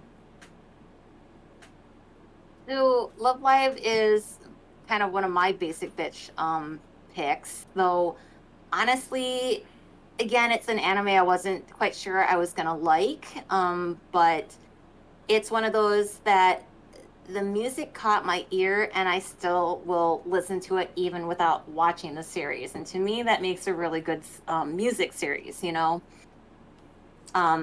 That would be a basic bitch pick. I haven't seen it, but need to. Story goes is your main character, you were at a private school. Your school has been having declining enrollments. That's so bad that they've decided they're going to shut down the school. Mm. So she decides, well, what's something that could, bring in people? And, all the schools have idol groups. Let's start an idol group to save our school and, get notoriety and stuff like that. So, like I said, basic premise, I didn't think I'd like it because honestly, it's just like boring. You're just listening to the premise. But the music is pretty good, or not pretty good. Like it gets me tapping my toes. It gets me wanting to listen to it. The dances are cute. The costumes are cute. The characters, they're pretty. Some of them are pretty cliche. The girl in the pigtails, she's your typical. She's the senior, but looks like she's a freshman, and needs to be cute kind of thing. That's probably why you see her everywhere.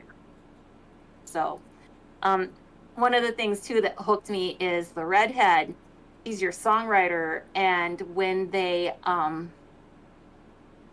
her to be the songwriter, her first thing is, "I refuse." Absolutely shuts them down, and so they have to work on convincing her, "You are good at singing. You're good at writing music. This is going to be good for you," kind of thing, and obviously pull her into it. So I just think it's kind of fun with that. Music, Macross. I would say Macross is more of a mech anime though too. Yeah, definitely. Nico artists and shit, they're professional. Yeah, they the Love Live, Muse, who is the first group of the first season, they did have a girl group who were doing it, actually touring as them.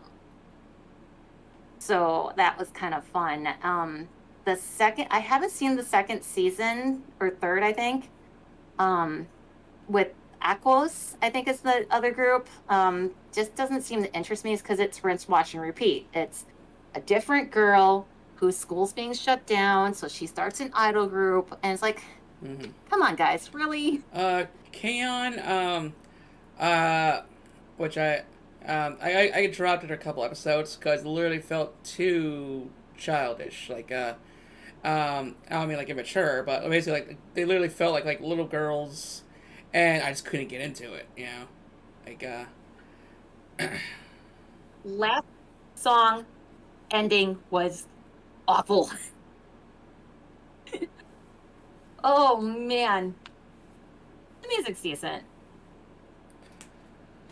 Oh, like another music anime I can kind of recommend, but I think no one's really heard of. It's called AKB 0048, which is a real life J-pop group. They got their own anime. Only it's not exactly realistic. It's kind of like a sci-fi anime. Um, and no, it's just Claudia. I'm not crazy. It's so 2010, AKB48. Yeah. It's we talk about older anime a lot as well. And yeah, it is kind of an older anime now. Like it's at least 10 years old.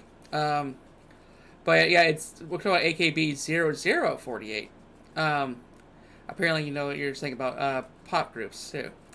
But anyways, so essentially, it's kind of like there's several planets out in the galaxy that humans live on now, and it's like the galactic government has become very oppressive. Like you're not allowed to enjoy certain forms of entertainment, and this includes music. So like, and so the so now the AKB has kind of like are putting on these private concerts and stuff to kind of like raise the morale of the people. And so then when if word gets out and the space police come after them, their freaking microphones turn to lightsabers and they go to town. Yeah.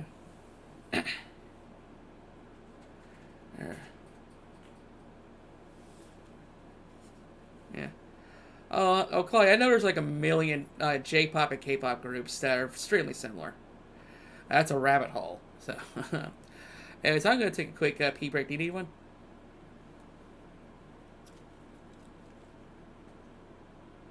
Blue?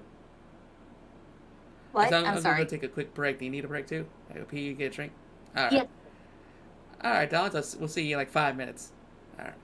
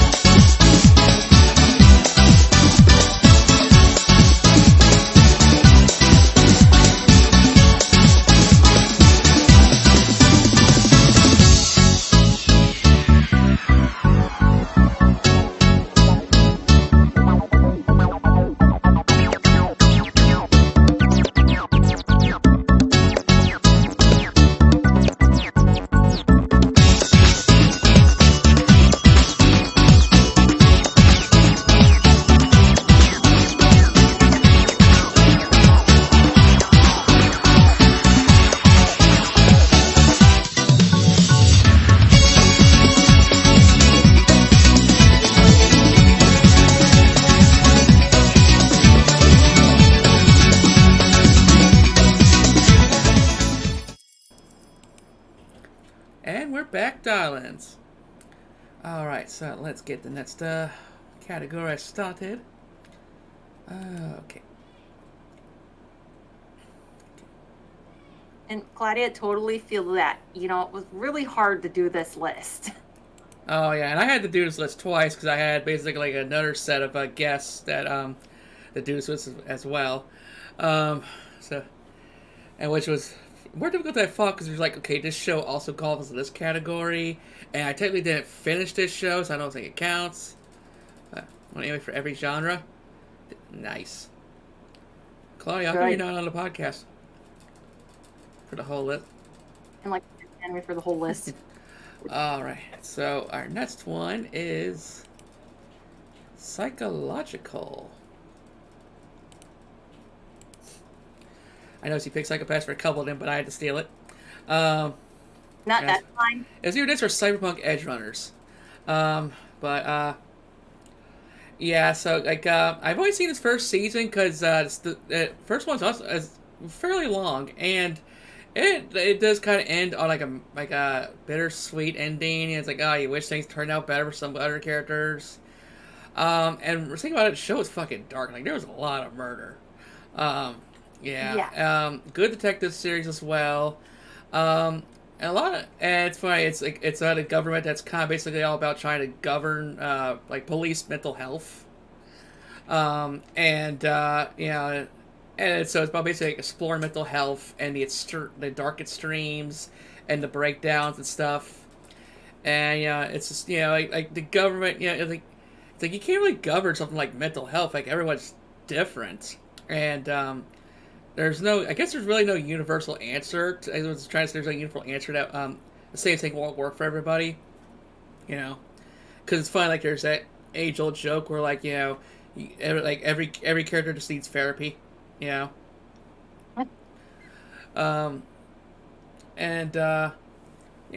the cyberpunk setting and like the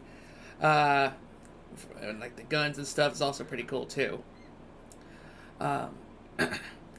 Let's see. Now, Chaos Head, I think I only watched one episode, and it's another one that kind of fell into the watch list, never to be seen again, unfortunately. What's that one like? So, Chaos Head is kind of interesting, is because your main character, you're not always quite sure, like, if he's in reality or if he's in kind of like a hallucination. Yeah. And it starts, actually, it's kind of really dark because you follow a string of murders and you're not quite sure, again, who's doing them. And then it's been a while since I've watched it, unfortunately. And actually at one point you see the girl who's on the cover here, you see her, what you think, doing one of the murders. So, and her weapon is part of their, if I remember correctly, like their psychological power. And spoiler, it gets really, really fucked up when it turns out like your main character is a made-up version of the real one, and they meet later in the series. And I just found out this started as a visual novel game, so that might be, the anime doesn't, to me, feel like it flows too well at certain points, and that might be wise because they based it off the game. But there's a second season that's Chaos Child that I haven't seen. But it's kind of fun, and it's just the way they build up the suspense is pretty well, I think, and kind of the mystery. To me, you can't guess right away of who's doing it, what's going on. You know what I mean? A series that you can guess like right away, they're boring. True. It's like I used to be into the Saw movies, but nowadays I don't really into gore. But what really impressed me with the original Saw movie, because before then I watched so many shows and so much like wrestling that I can kind of call the twist or whatever, or the plot. And but basically like the twist is kind of sitting right in front of you the entire movie, and I couldn't call it, so I was like impressed. So yeah, whenever any kind of piece of media or literature can pull one over on me, I applaud.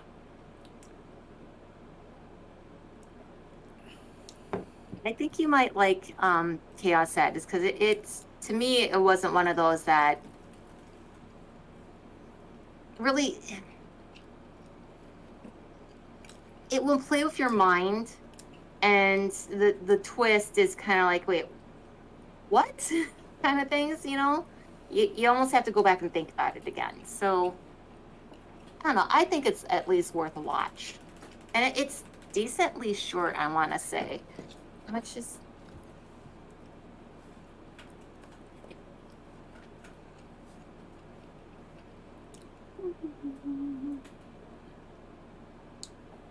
let's see, how many episodes is it?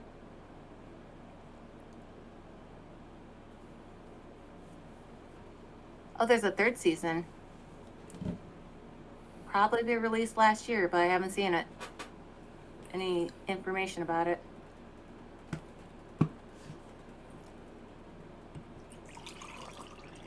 I don't see it really fast on its wiki, so moving on. Okay. Moving on to our next category, which is romance. Okay. Let's see here.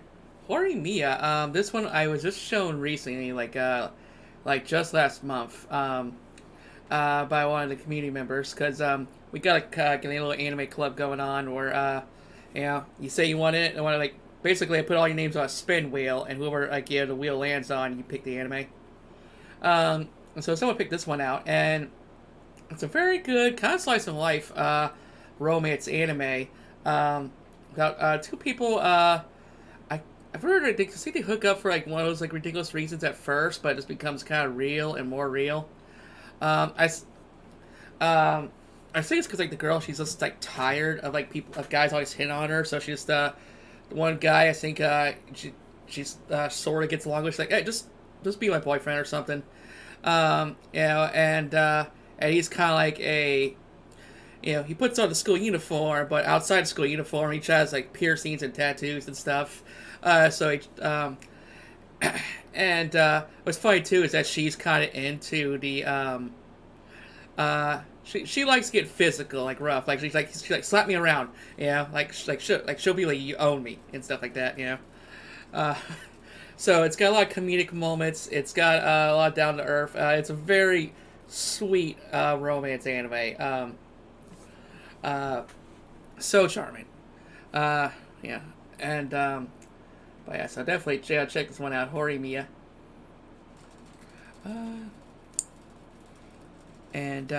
See here, and Fushuki Yuki. I remember watching this one, mostly because David Hayter plays the main dude. Yeah, it's Solid Snake in a 50-episode anime. Oh my god, yes please.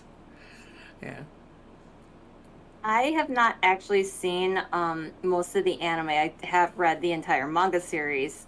And yes, this is kind of going back there again, but the reason I picked Fushuki Yuki is that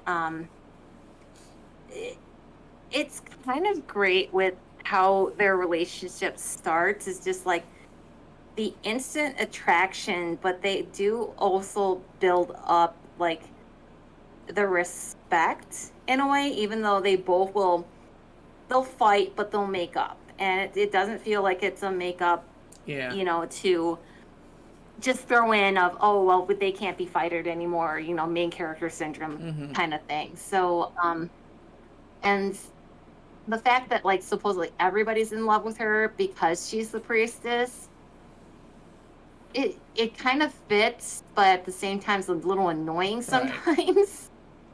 Right.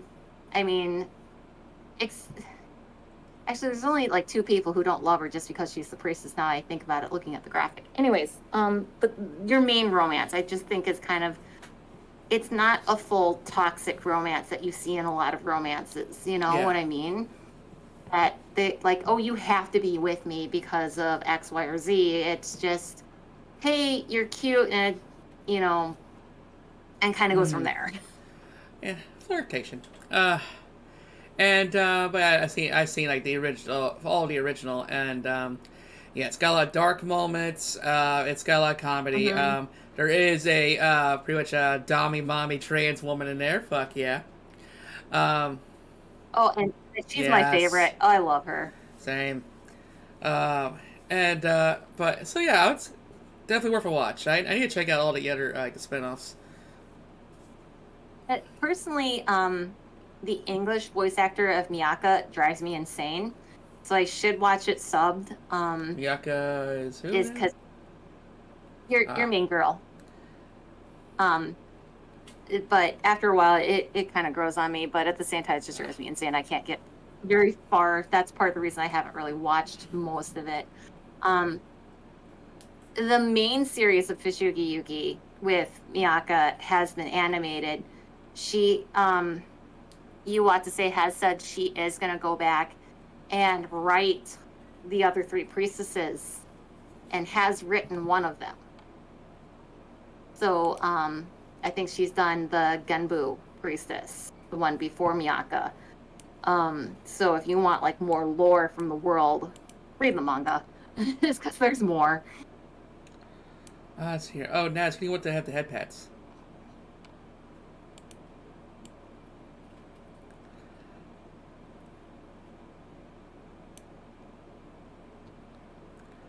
Okay, and now get our next category started.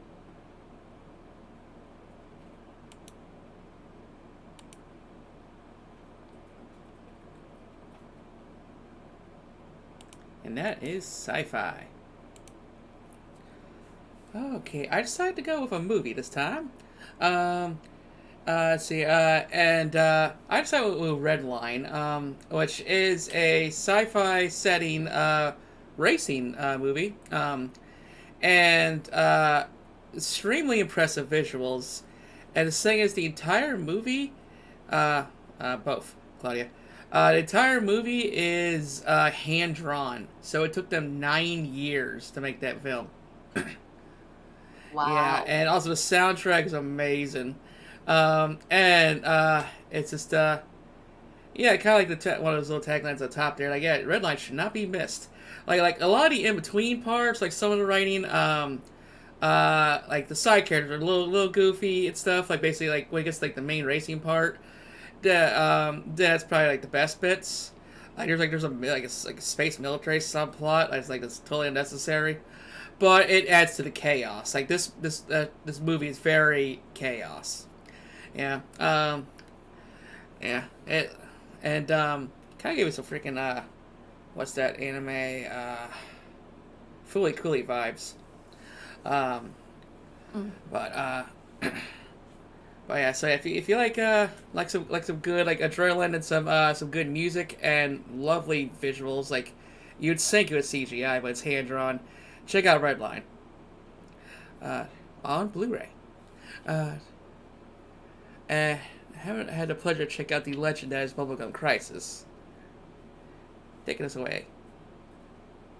So this is a hard distinction. Is that I personally like I put this one as Bubblegum Crisis Tokyo 2040 because there is just regular Bubblegum Crisis. And the 2040 series is a retelling of the original with like updated graphics, updated music, does have slightly different Mm-hmm. story beats. So if you want to check out the Bubblegum Crisis, I think it's worth picking out or checking out both of them. It's because they are, to me, different enough. Tokyo 2040 has better music and I think an overall better story, but the original Bubblegum Crisis has a better main character. Okay. So, um, she's just your main character is the girl with the beads on her hand on top there. That's Pris, Good and she's design. supposed to be this like hardcore rocker chick with like an Yeah. attitude, and she doesn't really have it in Tokyo 2040. She has it a lot more in the original Bubblegum Crisis. So premises is that almost all laborers have been replaced by robots called boomers. And every once in a while they like short circuit and they go insane and they mutate and just start destroying shit, and the police department really can't handle them. So you have this vigilante group of girls who are going to go and take care of these boomers. And near the end, it gets a little dark and a little weird, but overall a very good series, I think. Yeah, I remember the original having a really good like anime, like a song opening. Yes. And I watched most of the spinoff AD Police, and that was pretty damn dark. Had a lot to do with like cyberpunk. Oh, hey Nas, how you doing? But yeah, Bullet Crisis, another one that gets recommended over the years, definitely on the list. Let's see here. And let's see.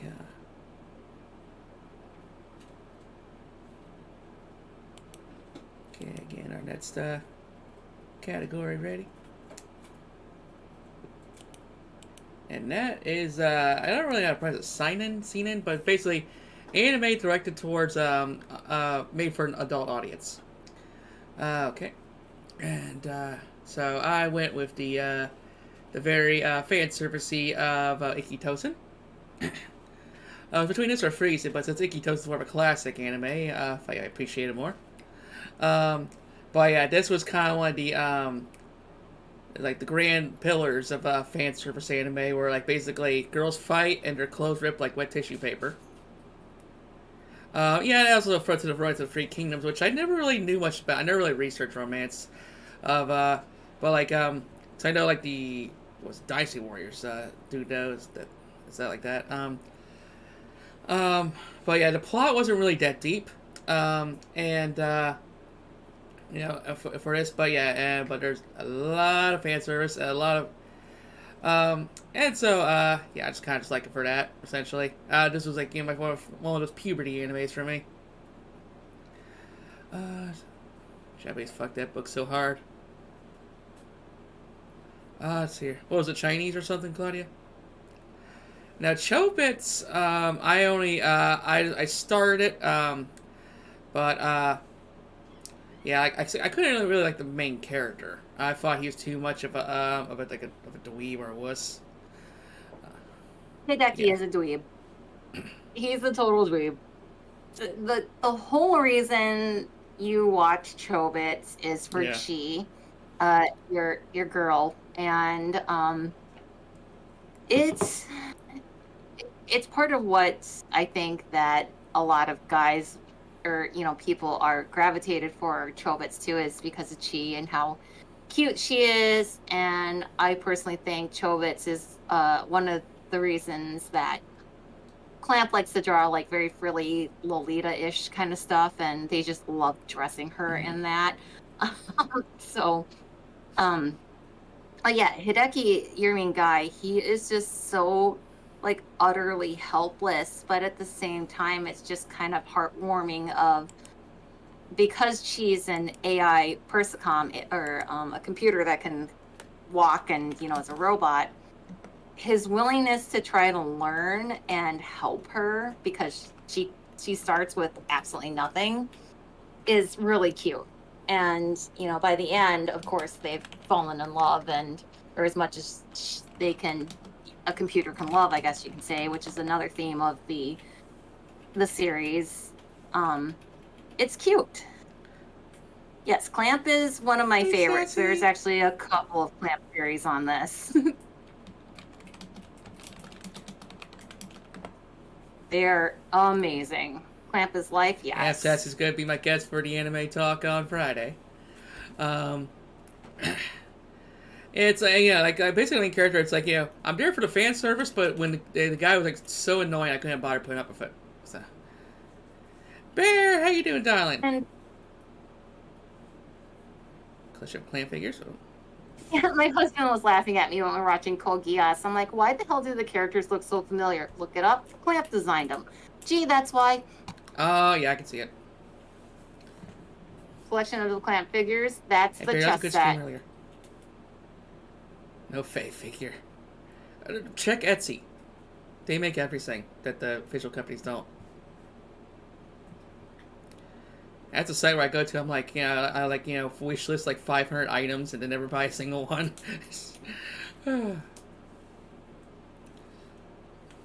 So, and that's one thing, people who watch the anime too, don't, and I've said this to another friend, Chobits has a connection to Angelic Lair that they do in the manga, but they skipped it in both animes. Like, fuck you.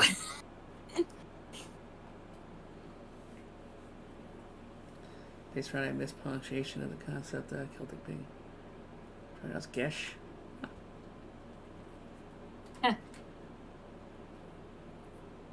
By the way, Bear's a cutie. Okay, and Yes. Oh, excuse me. Alright, set up for our next category.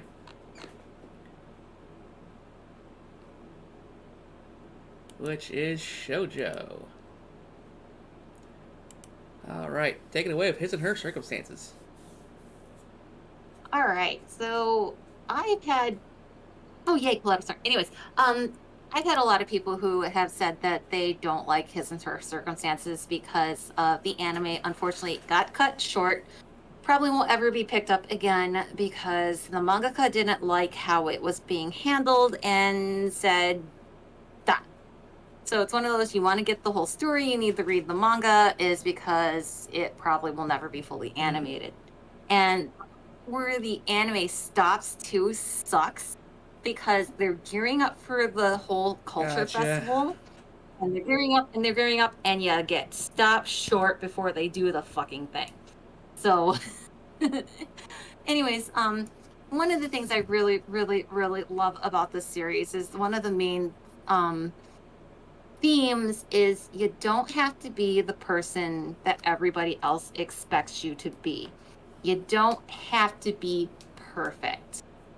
And, be true to yourself and what else? It's just cute how your main two characters, were the perfect, they were top grades, top students, everybody wanted to be them. And then your main girl, Yukino, she's just like, why am I doing this? Especially after she gets found out by Arima, your guy. So, and then their journey of, hey, we don't need to do this. It's actually a waste of time, waste of effort. And goes from there. And of course, then starts blossoming into a romance too.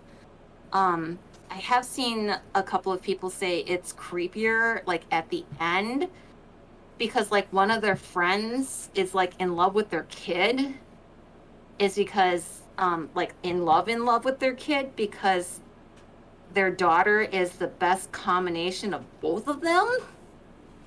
It's like, yeah, I guess that could be kind of creepy-ish. So, but it's I think still a really sweet series. Oh, you see your bows are head pets.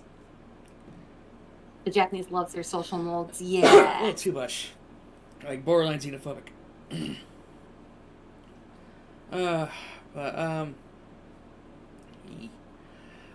When you said like unfinished too, I immediately thought of like two shows. One called Unbreakable Machine Doll, and another one's called Xenosaga. Both of them ended off like the villain getting away, and so there's clearly unfinished business. And it never resumed. But this show here, I think it's actually a pretty good one. I think it actually has a second season, but didn't get English dub on the second season. But it's an older one too, Kyoto Star. It's first seen this when I was younger, and I just really like it. Good vibe. Basically about like a circus troupe. Specifically like the gymnastics one where you swing along the bars and put on like big dazzling spectacle light shows and stuff. Kind of like the heyday of the circus.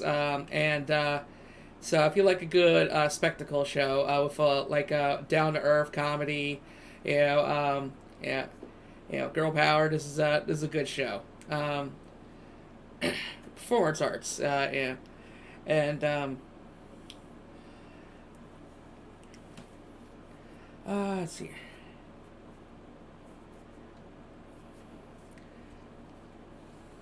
Kaleido Star is just amazing because I think it's really was kind of fresh to how they focused on the circus aspect Yeah. too.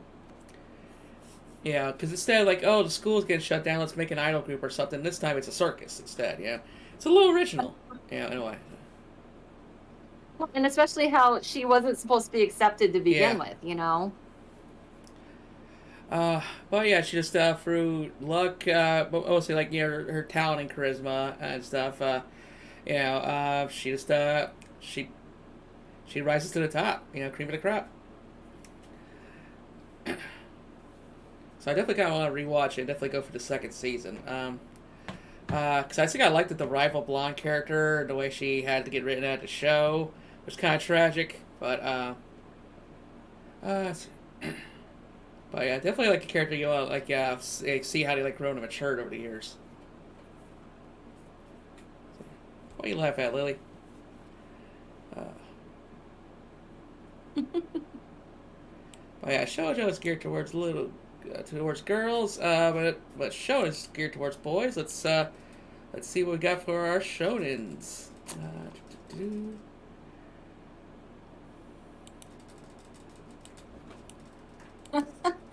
All right, we'll do. So, Yes. Bear loves the Korean Tilly. Yeah. Yeah. Okay, so Yu Yu Hakusho. Yeah, so it came out at the same time as DBZ did. But yeah, good, good action, good comedy. He's got some good drama. There's not really a lot of the Ghost Files. There's not really a lot of detectiving going on, really. If anything, it's kind of like, I guess, if you mix DBZ with Buffy the Vampire Slayer. But I love the dialogue too. It's like kind of like what an actual young man would sound like. And he became our little edgy badass. Freaking Kurobara is our lovable goof. And am I blanking on the redhead's name? But basically, he's our femboy. But yeah, this is definitely a classic that really stood out, and they didn't pull any punches. Wasn't a lot of censorship back in the day. There's a pretty good transphobic scene though, so fuck that part. But otherwise, the other 99 episodes are good. Let's see here. Yu Yu Hakusho is your favorite. The 80s nostalgia vibe is so nice. Yas. Also likes Naruto. Nobody likes Naruto. Except Lily, apparently. Let's see. My sister loves Naruto to death, so that was always an easy birthday or Christmas present to get her like the latest Naruto video game. But yeah, I never really watched it. And I never watched One Piece. The art style I couldn't really get past. And the episode count's a little too big of a climb for me. Yes, I get that. And I was the same way with One Piece, that I could not for the longest time get past the art style. And then I don't know why, either I caught an episode or two or I was forced to watch something and it just caught. And one thing I like and hate about One Piece is that every character matters in some way, shape, or form. That kind of what you thought might be a throwaway character 7 episodes ago pops up again and does something else. It's just like, wow, that's some. I like how it's not a lot of throwaway characters, and yes, it can be a lot over the top with some of the action and the screaming and the sequence, but personally I think it's a hell of a lot better than Dragon Ball Z on that matter.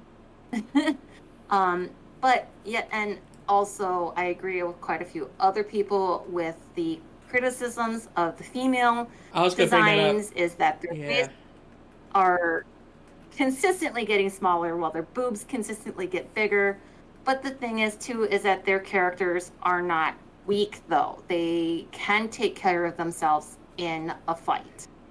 Um, so it's one of the things too is that Nami, the redhead on the bottom of the white, she is, I think, the only one of the crew who hasn't eaten a devil fruit. Or no, Usopp hasn't either. Sorry, but she's not weak. She could almost go toe to toe with somebody who has, which is nice.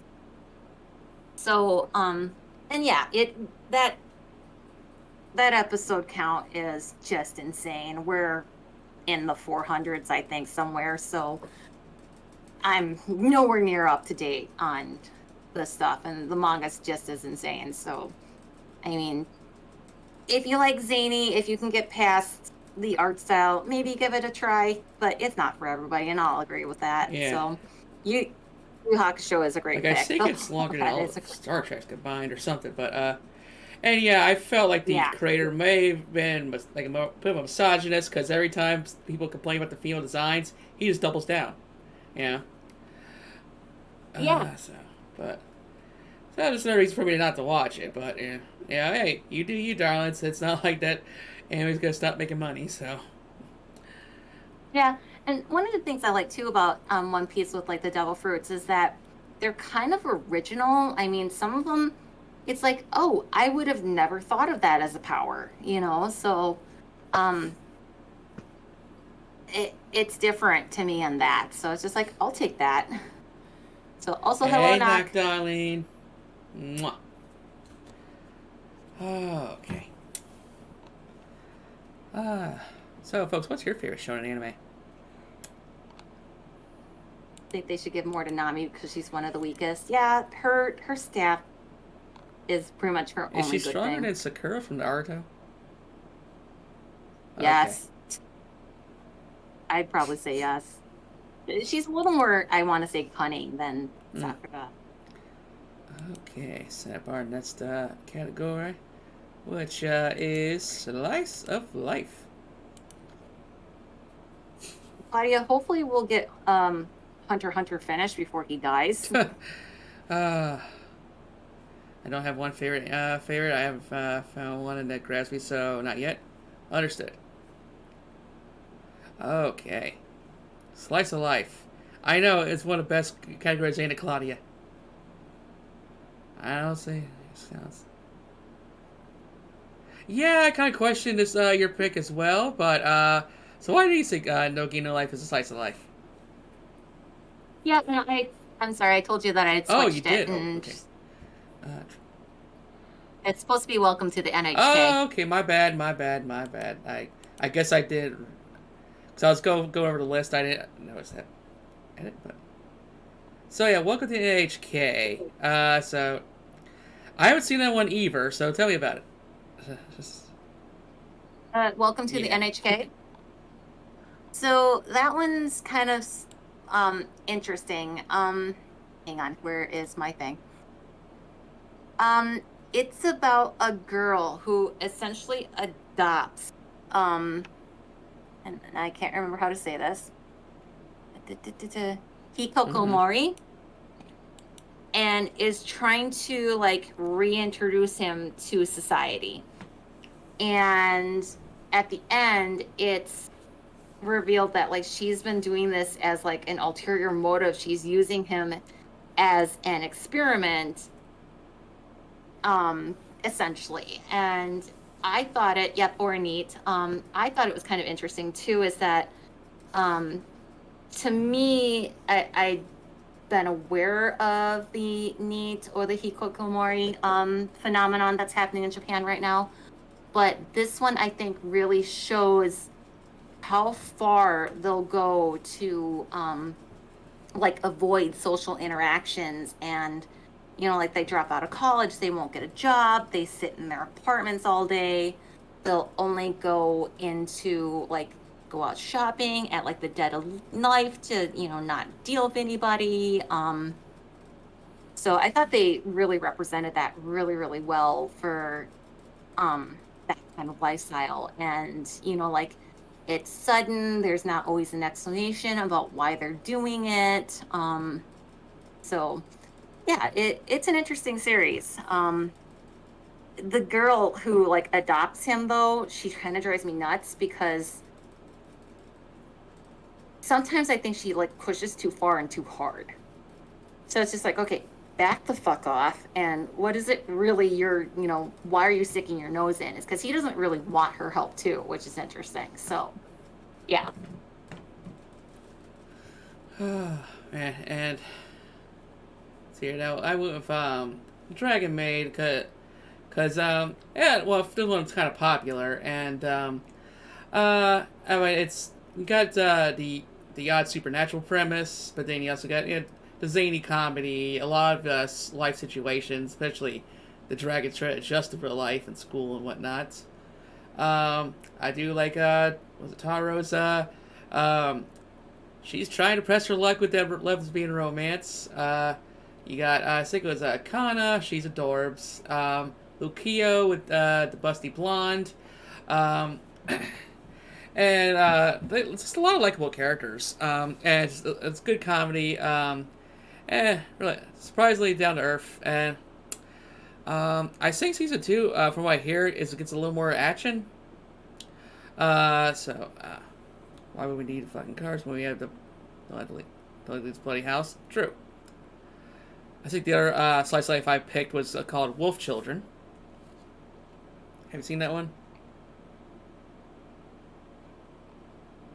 I have not seen Wolf Children. I'm aware of it. I think as a mom of a boy and a girl, you'd probably love it. So yeah, the mom, I think in her college age, she meets a guy who apparently is also a werewolf, but they fall in love and stuff. And unfortunately, the guy dies not long after she has twins. And who keeps transforming back and forth between human and wolf. And so she's now got to be a single mom in a small apartment with 2 kids, make sure society doesn't find them. And they're also trying to figure out, because when they get sick, she can't take them to the hospital because they're half wolf, and she can't take them to the vet because they're half human. And eventually she gets like a house in the countryside to try to keep them safe. And it's just it's a wonderful mom and child anime that has some drama and stuff, and very beautiful ending.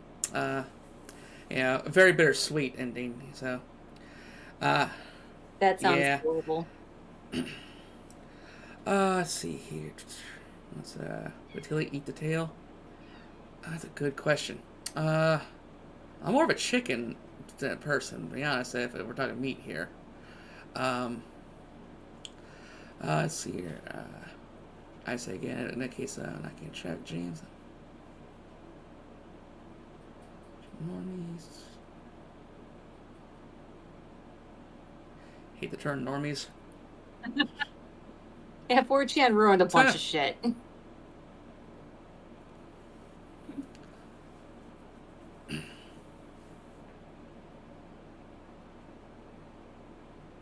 So yeah, I know that hikikomori has started popping up more in the U.S. and it's a phenomenon that they're not even sure why the hell, and it affects men more than women too, which is interesting. Probably it's because in Asian culture there's more pressure on men, but yeah. Yeah, I can definitely see that. So anyway, and that's category of sports. Okay, this one I picked, Aoharu Machine Gun. It's kind of an obscure title, which you can find on High Dive. I believe this is one of the very first animes that me and Stu ever watched, even before we actually became a thing. And I just watched it because, it started with letter A. I'm trying to go for the alphabet of their library. And it's basically about airsoft competitions. And funny thing is that I think the main character is a girl, but everyone, because she looks the way she looks, everyone assumes she's a dude. And so like the crazy blonde dude's like, hey, join our team. We're down. We need a third person. And so a lot of shenanigans, a lot of air, and she basically never. She keeps trying to find ways to say that I'm a girl, but it never comes true or something. She's like, okay, I'll skip for this tournament, and then I'll go my separate ways. So yeah, it's kind of one of those mistaken gender comedies as well. Let's see here. Now, Yuri on Ice, that's the one I've been meaning to watch for a long time. It's probably everybody's recommended it to you a couple of times, I'll bet. And yeah, it was technically on my list twice. As unfortunately, also I don't watch a lot of sports anime. But Yuri on Ice, I have a thing where I don't usually watch the really big animes that everybody won't shut the fuck up about, is because just because it's popular does not mean it's good. So, Yuri on Ice, I broke that rule for us because I had a couple of friends who wouldn't shut up about it and did really enjoy it. So one of the things that both my husband and I bitch about, is because we're both snobs in a way, is the rotoscoping they did for the skating, and the scaling would be really off sometimes. And yes, we know that they had a very strict production budget and time schedule to get these episodes out, so that's probably part of why they didn't always get either of those down the best, but it's still a really fun, great anime. And one of the things I like too is like at the beginning, where, damn it, what's his name? Oh, Claudia Howgay. Yuri, how the hell did I not remember? In the beginning, when Yuri's, down and out, he's out of shape, and they do like his montage of kind of getting back in shape. It's kind of cool because it shows like kind of the different exercises they would need to do to like strengthen their legs and like for those jumps and stuff. I thought that was really cool. So does it reflect this ice game world better than Blaze of Fire Will Ferrell did? I've not actually really seen that. I'm not a big Will Ferrell fan. It's got Owen Wilson in it. And thanks for the poke knock. Poke. Let's see here. Like Yuri on Ice because, we got like gay males in anime in the age of Yuri. Yeah, it kind of froze me. I'm like, wait, lesbian sex of gay men on ice? What? Is that the paint gun anime? Yep, airsoft and our paint gun bullets. Yeah. Let's see. And a Japanese skater danced to music from the Winter Olympics. Yuri was actually based on an actual skater too. The mangaka has confirmed this. So yeah, and a couple of skaters apparently have done the actual programs from the show.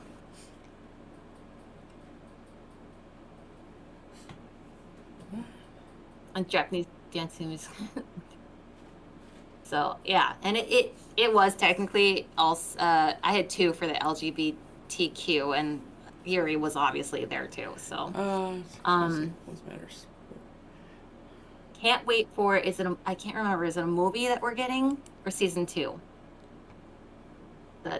That's coming too. Waiting on that.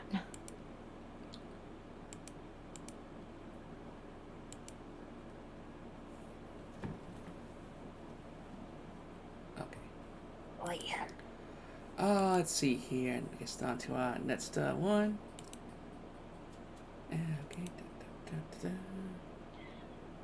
Yeah. Let's talk about Supernatural. Quiet kitty. You got food? Okay. I'd like to go first.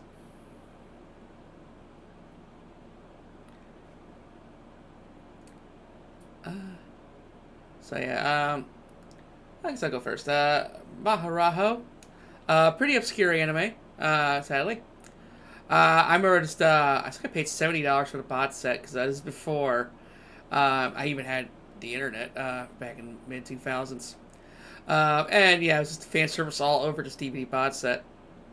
And it's shame, too. Good English dub. And yeah, it's got a lot of fan service. Not straight up ecchi, but a lot of fan service. The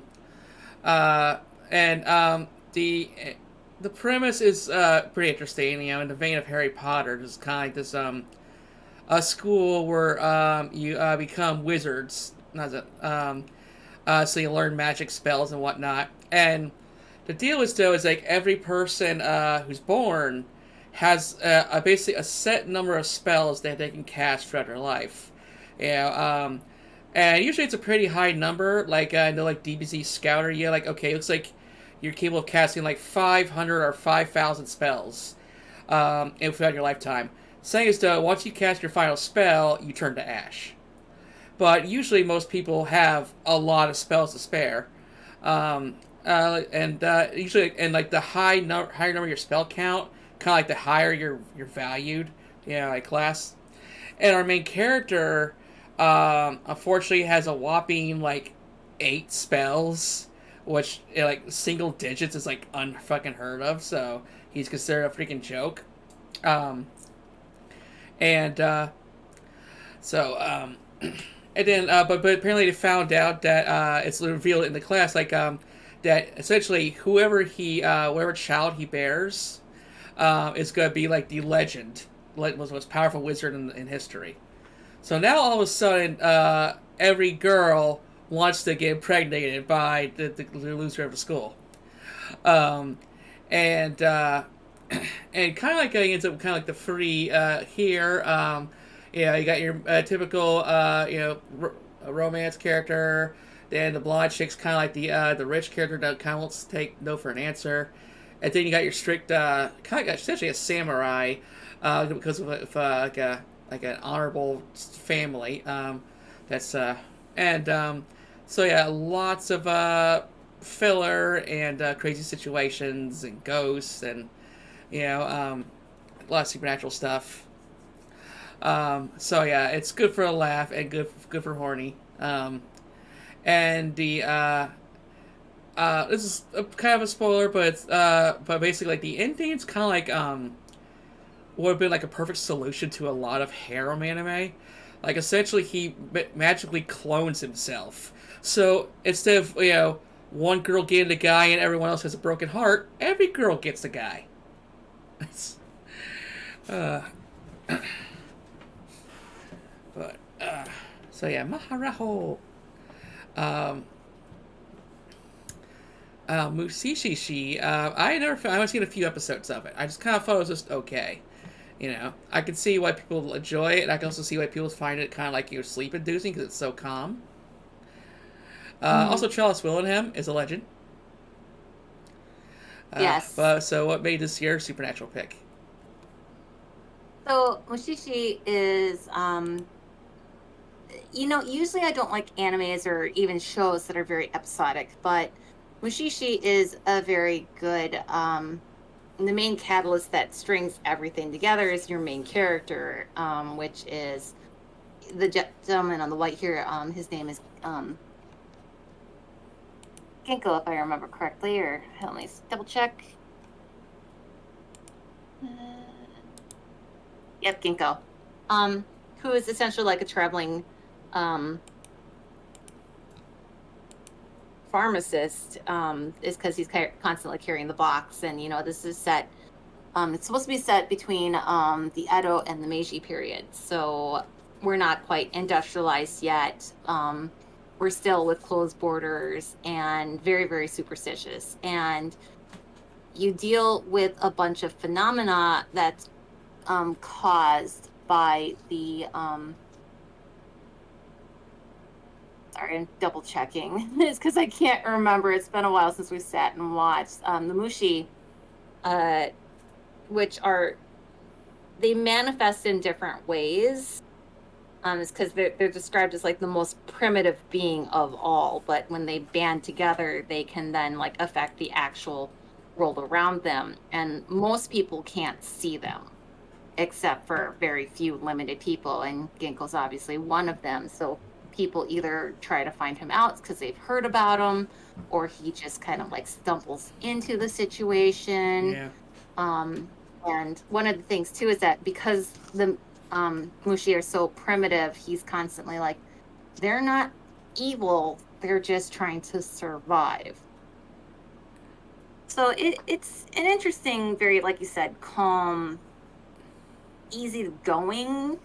There's not a whole lot of creepy factor to it. I mean, if I wanted creepy, I'd probably go, oh shit, I remembered the anime's name and now I don't remember it. But I only watched like the first 4 episodes and I don't know if I'll even finish it because it was creepy as hell.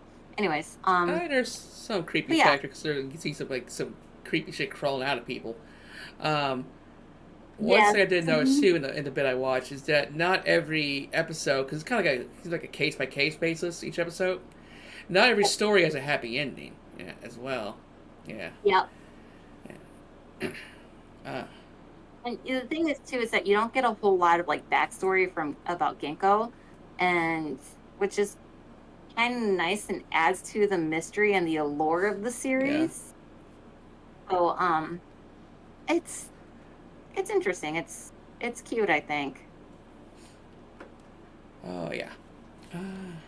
Speaking of creepy, I guess not sort of creepy, but basically kind of going to like intense. As thriller is our next category.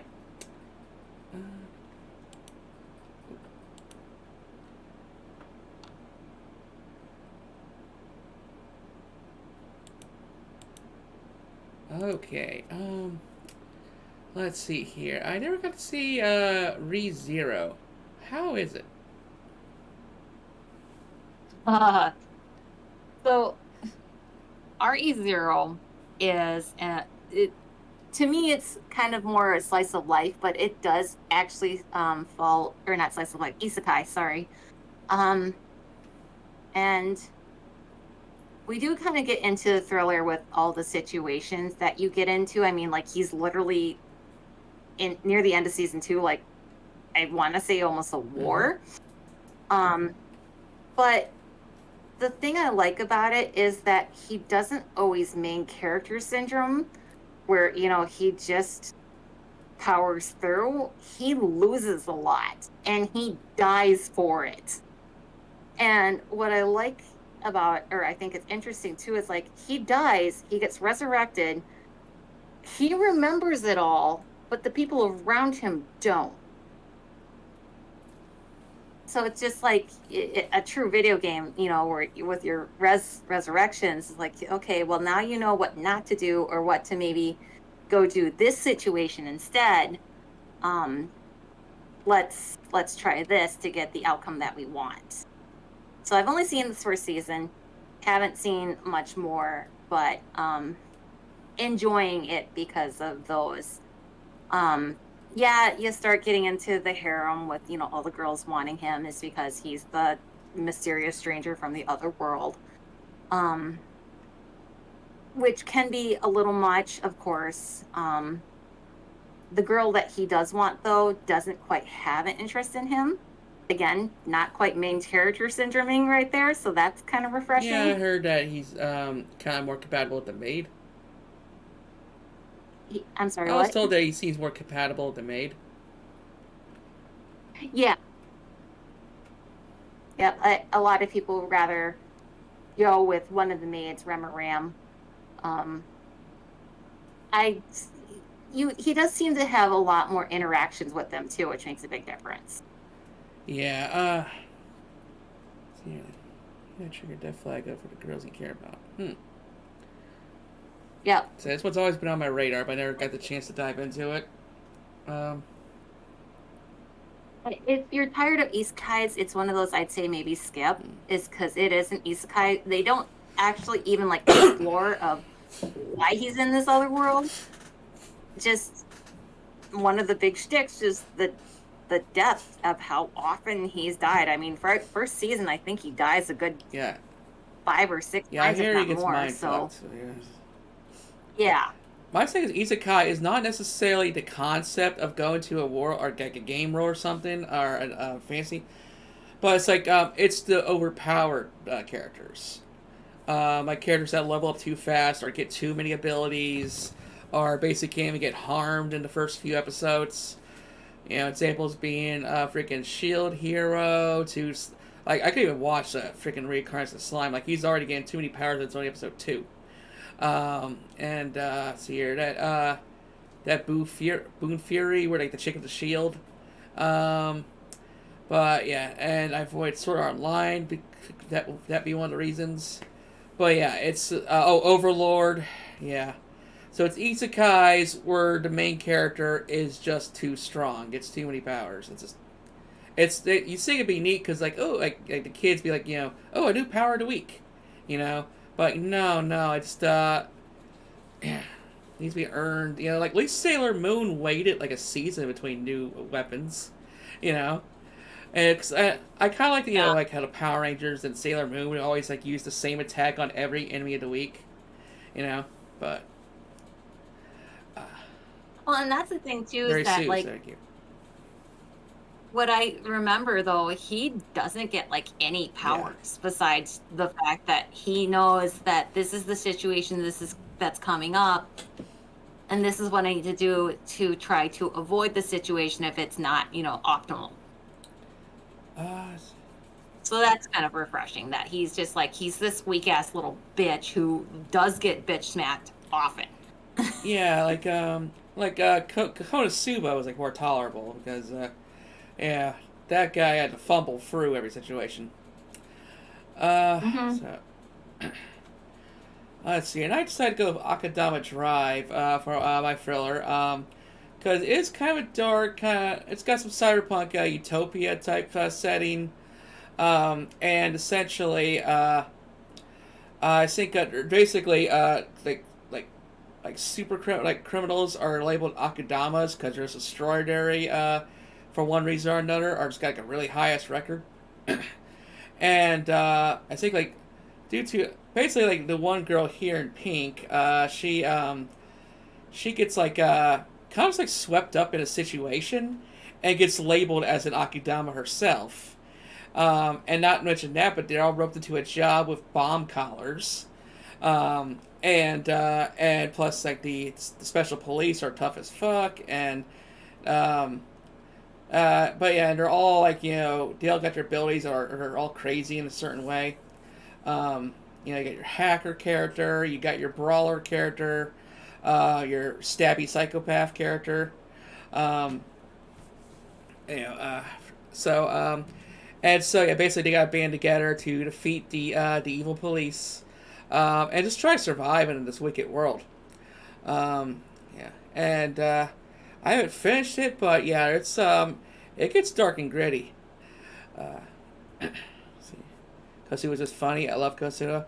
I don't love it. I don't know, I guess I just not that it was too silly, but I don't know. I just yeah, I don't know. I think yeah, I didn't really quite like it. It didn't grab Yeah. me either. So I do have a bonus for Hmm. this category. Can I talk about that one real Yes. fast? So I also would pick a movie called Yes, I Paprika, saw that. which is Paprika is a Satoshi Kon movie, which is just freaking brilliant. It deals with what are dreams are reality and what is reality is Mhm. dreams. She can literally walk through dreams, and really there are many times in the movie you're kind of like, which side are we on? Are we dreaming or are we in the real world? Especially when her dream persona starts coming into the real world. Okay. See where this is going. So if you know Satoshi Kon, you absolutely need to watch Paprika if you haven't seen it before. What's the movie? Inception. Actually, I can't think it's a director or one of the writers credited Paprika with some of the inspiration for that one. Uh, I So think it might be a Satoshi Kon movie, but Perfect Blue. that is Satoshi Yeah, Kon as so well. that's another one where it literally gets to a point where like I legit could not tell if we were in reality or not. Yeah. It's my favorite Satoshi Kon movie is Millennium Actress, and that is also another one you can't tell which is past in fiction and which is now. The first time I showed Rabbit, he's like, "What the hell is going on?" I was like, "Shh, just watch the movie. Just embrace it." And it's just so sad that he passed, and we won't get any more from him. Is because he was just fucking brilliant.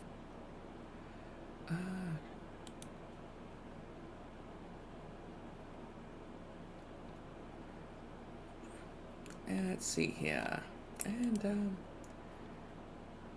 but yeah, we are actually coming up on our final 5. Yep. Okay.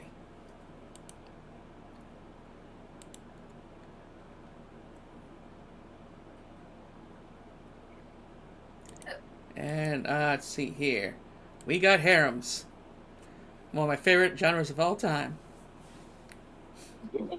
Now, I actually also would have picked Tenchi, but Tenchi Universe specifically. But if I let you have the Tenchi pick, I'll take one of those reverse harems. Let's see here. But this is called Kiss Him, Not Me. So, funny premise is that essentially the original character started off as kind of like the fat, unlikable girl. That normally like get people look down upon, but she also kind of like just didn't give a fuck, lived her own life. But suddenly she gets hit by a bus, and then so now she's in the hospital in a full body cast, and can't exactly eat junk food. So 6 months later, she comes back all skinny and hot, and now everyone wants a piece of her. But funny thing is, she's a huge yaoi addict. So she's trying desperately to try to get and convince the guys that are trying to get with her to get with each other. So it's a funny, it's a good comedy reverse harem. Let's see here. But yeah, tell us about the legendary Tenchi. The legendary Tenchi Muyo, which has many spin-offs and multiple main series, and oh my god, I don't even know. The interesting thing about Tenchi, is like when each spin-off of the main series is like you start over, Yeah. So like the first series, Ryoko is a pirate, and then the second series, she's the one who's the demon and imprisoned in the shrine. And Ayaka's always a princess, and she's always a pain in the ass though. But like Sasami is not always the cutesy one that you get, and Mihoshi, you don't get her partner until the second series. And but yeah, it's funny to me too in a way though, is because it's like there's nothing really remarkable about Tenchi, your main guy. There really isn't. Yet all these girls want him. So it's just like, okay, I think the part that just I love so much about Tenchi are all the girls' personalities and how they're all so different, and how they interact with each other. Like how Ryoko and Ayaka are always like at each other's throats because of just Ayaka can't stand how Ryoko acts, and Ryoko can't stand how Ayaka acts, and that's fair. And how some girls might actually act, except for when the level of catfighting they get to. Oh yeah. I think my original very first anime character crush was Washu. She was best girl. She is awesome. But I do adore Misa. Like Ryoko's definitely best girl, and I loved Kiyone when she showed up. And originally I fucking hated Mihoshi. Oh man. And then also a good amount of nudity in the show, especially in the older ones. But yeah, I loved Me Universe. I thought that had a great character introductions, had good filler in the middle, and then that final 10 episode, the final arc was just really good. Yeah, cause the one thing potentially doesn't matter which series, it usually has some pretty decent final bosses. Yeah. Because there's not a lot of action throughout, but suddenly we have big fights at the end. It's like, yeah, you can finally see what Ryoko can do and Tenchi can do. And one thing that might piss people off about Tenchi, though, is that there's never a final payoff. He never actually chooses. Yeah. In a series. And which one is not Universe? It's got to be the next one. I think Tenchi in Tokyo, where Washu's a fucking god. It's like, wait, what? Oh yeah, Washu's a god, and so so it's Asami's like a demigoddess. Freaking sometimes Ryoki's just a rabbit, sometimes she's a rabbit and a hot chick, our little girl. Very consistent. And then but I definitely like. That's one thing I like about the ending of I think Universe, where like Ryoko says that then she sometimes circus comes to town and leaves, but you wait a bit, then come right back. But yeah, it's that's not line for line, but that's a beautiful ending. Tokyo ruined Tenchi. I could see that. But then I think the most recent Tenchi, Tenchi finally fucks. Because that was like kind of like Tenchi in a nutshell, where everyone thought Tenchi was gay because he had all these chicks throwing themselves at him. Which one thing I like about Kiyone, it's because like in Tenchi in general, as like the best harem, it's because he actually had some girls that just lived with him. They weren't even interested in him; they just hung out, But in the in like the most recent one, Tenchi literally impregnates all of them. I heard that. He marries all of them too, doesn't he? So, yeah. So, I guess he finally had that sexual awakening. Like, even the rabbit has a baby. Yeah. Oh my god. He did them all. Oh, man. So shit I had to deal with, but people always thought it was... I'd say too is because I picked one for each regular harem and the reverse harem, and I'll say reverse harem is definitely my favorite. Is Orin High School Host Club. Yes. I really gotta watch again. It's a shame that one never really got any sequels or spinoffs. Yeah, it's apparently there's a heck of a lot more manga that they can do. Yeah, but it was very, very charming, especially with the main three characters. I felt like some of the side characters didn't really get enough payoff, but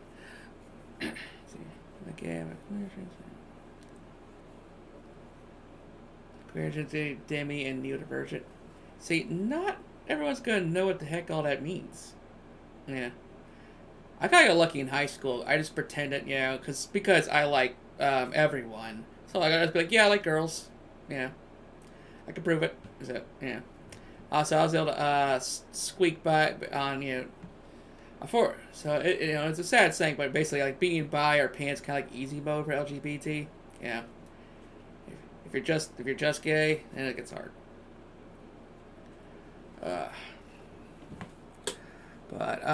Yeah. One of these days I'm taking a plan. It's like doing a Tenchi retrospective. Go through them all. Oh my god, yeah, that's a watch. And are you just going to go through the name Tenchis, or are you going to go through like the sides, like Pretty Girl Sasame and? I might, because those are only like 3 to 6 episodes long, so. Okay. Yeah, because I was thinking like all of them combined maybe make 100 episodes, so it's nothing terrible. Yeah, and I want to I really enjoyed with GX. That was a good kind of spin-off Tenchi. Like he looks like Tenchi, but he's not. It's hard. It's hard as being a top because some people successfully spread that being a top is morally wrong. That's a new one to me, hon. I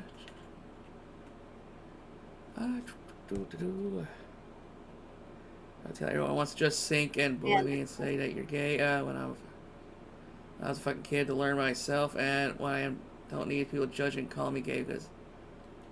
That's true. Like high school is the era where you're still figuring yourself out and you're experimenting.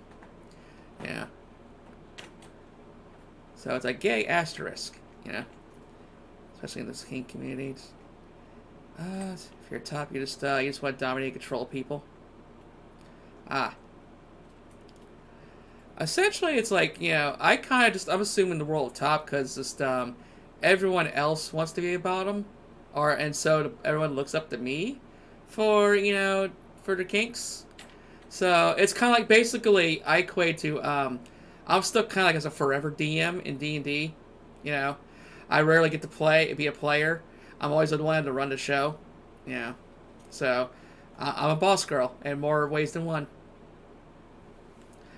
Um, so so yeah, yeah. So yeah, fucked her opinion. Yeah, in a country where being gay is a saying, not for long. This is just if government, If they get yeah, their yeah, way. like the right wing is fighting back hard. Like there's some states now where like they are shutting down letting you even get hormones. You know, it's getting almost to the point where like trans people are getting physically attacked. And gay people are getting physically attacked. It's like, you know, like people got a fucking problem. Know who you are till your mid-30s. Hey, I mean, I'm kind of daring myself. I'm still trying to figure out who I want to be, who I want to go for in the future. I'm still trying to figure myself out and evolve and push forward, and still try to be here and be strong for you, darlings. Yeah. That's kind of like one of the main things I stream. It's because I realized that there's a lot of LGBT misfits out there. We're like this society, and everyone has issues and problems, and all I can do is just I can try to make you laugh. I can try to give you my support. Yeah, and that's why I always say it's my motto: be the real you when you're at the Waifu Tavern. It's the only thing I ever ask for. Which is probably why I never get donations. But yeah, I'm looking out for you, darlings. We gotta stick together. Yeah. I don't bullshit when I say I love y'all. Hey, Metal Wolf. Mwah. So anyway, all of us are trying. We love you, Billy. Oh, thank you. Boop.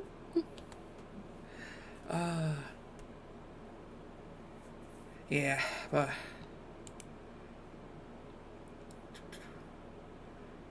but yeah, back to anime. Oh, we just kind of talked about this several times so far, but isekais are next topic.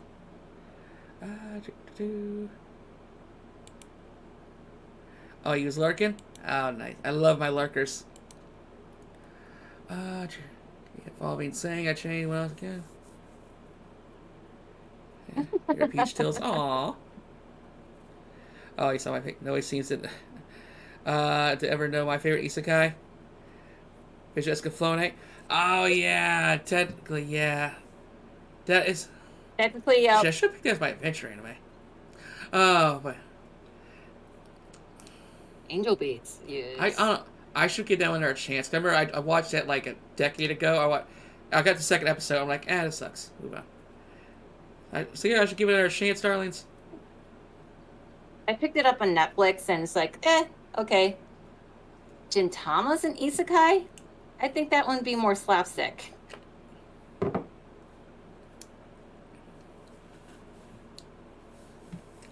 Okay. Let's see. Gintama's everything. Yeah, that's fair. Oh, man. Yeah, that's another one. I was like, because it's so mainstream, I just try to avoid it. Well, and it's another one that its episode count's friggin' insane. Yeah, like, so I love Gundam, but it's like in chunks, like 50 episode chunks. Yeah. Anime 10 streams right here, fuck yeah. And we got another anime podcast on Friday. Yeah. Yeah. Like an anime trilogy before we go into WrestleMania season. Tearing these guys shoujo. Yep. Give Angel Beats another chance. You got it, darling. Heck, if you win the spin, the uwu wheel, then I call it the weeb wheel. Yeah. Then you can suggest it.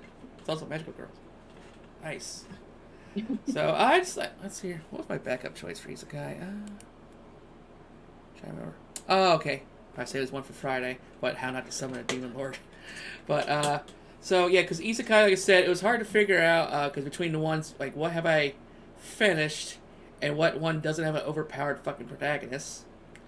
But My Life as a Villainess. It was very charming, kind of sort of original. Girl gets sucked into a like a dating sim visual novel game, Otome.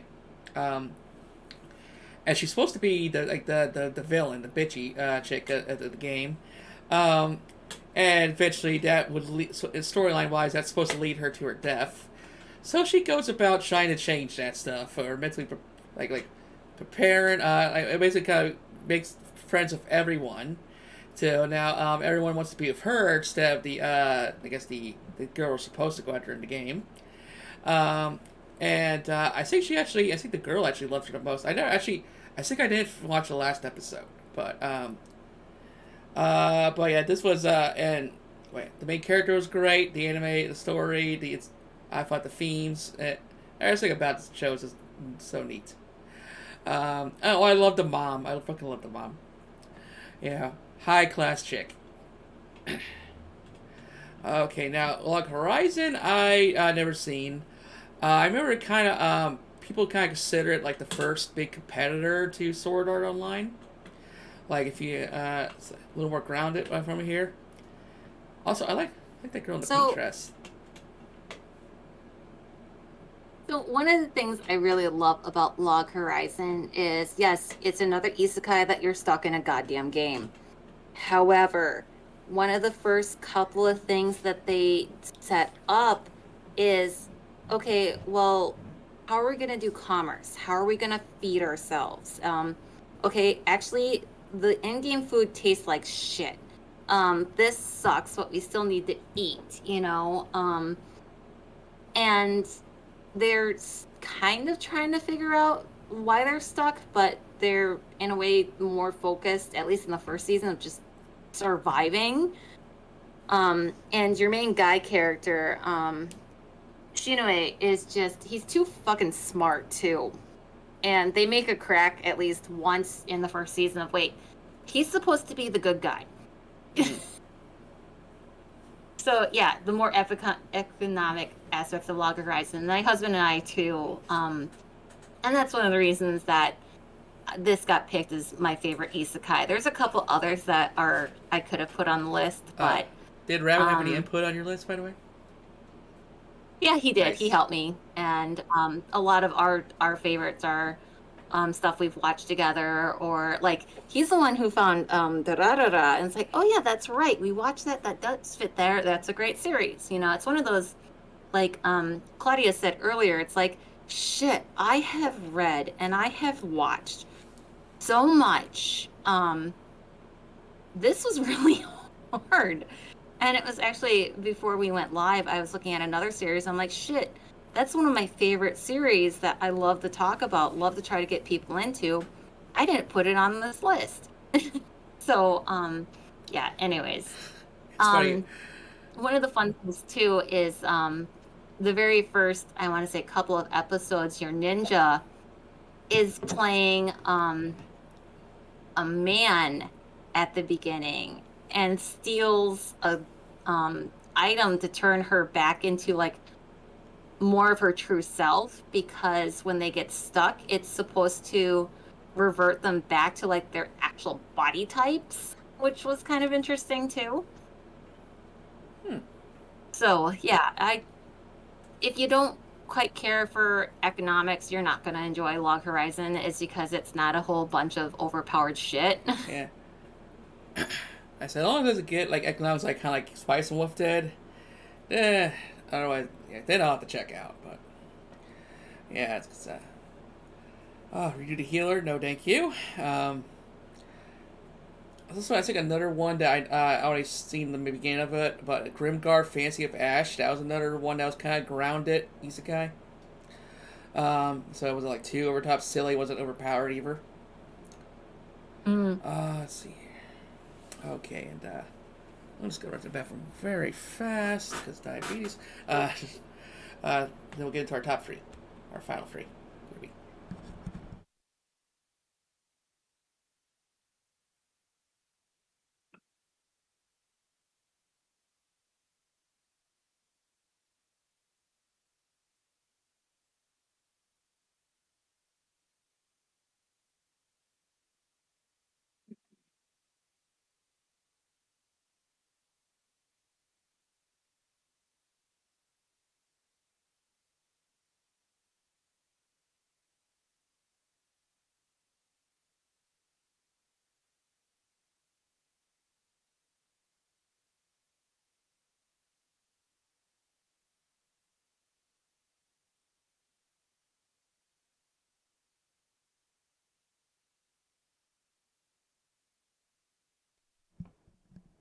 didn't like that on Beck. Okay. Alright, let's see here. Now onto our next topic. That's always pharmacist. That thing.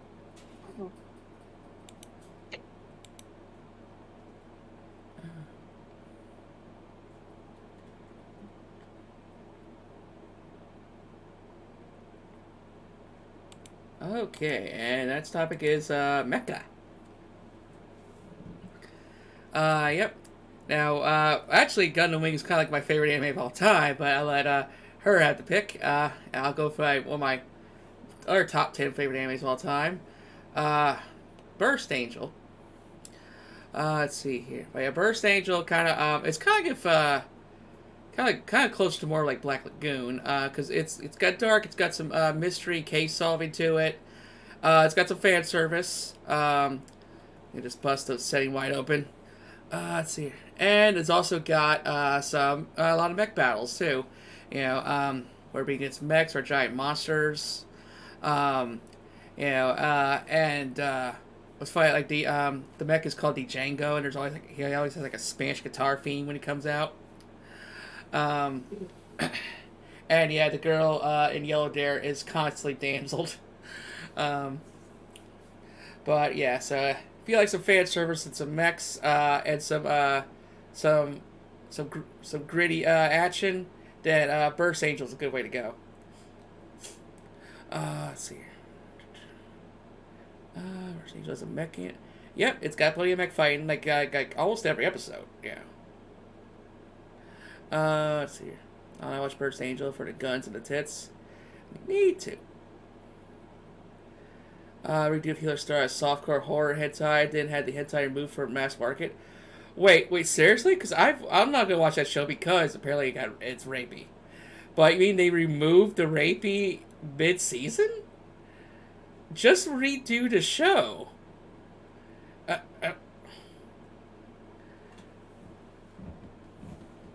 My favorite fucking But yeah, Gundam Wing, that show is legendary. Yeah.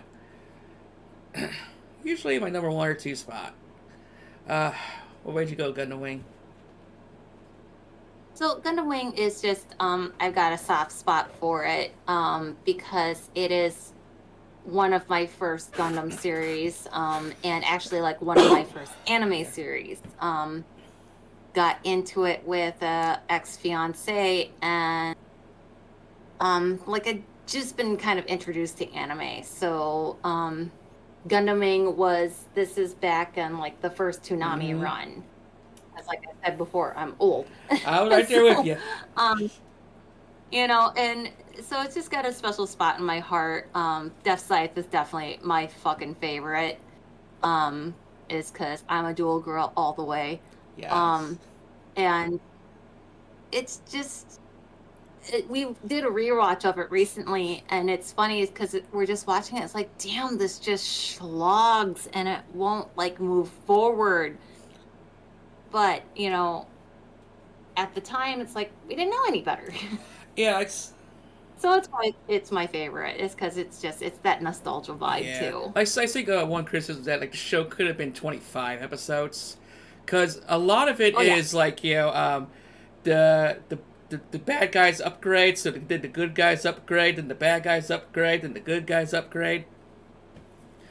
Yeah, so it could have been scaled down a bit. Like I remember there's actually like back-to-back episodes that are just freaking story recaps. Yeah. I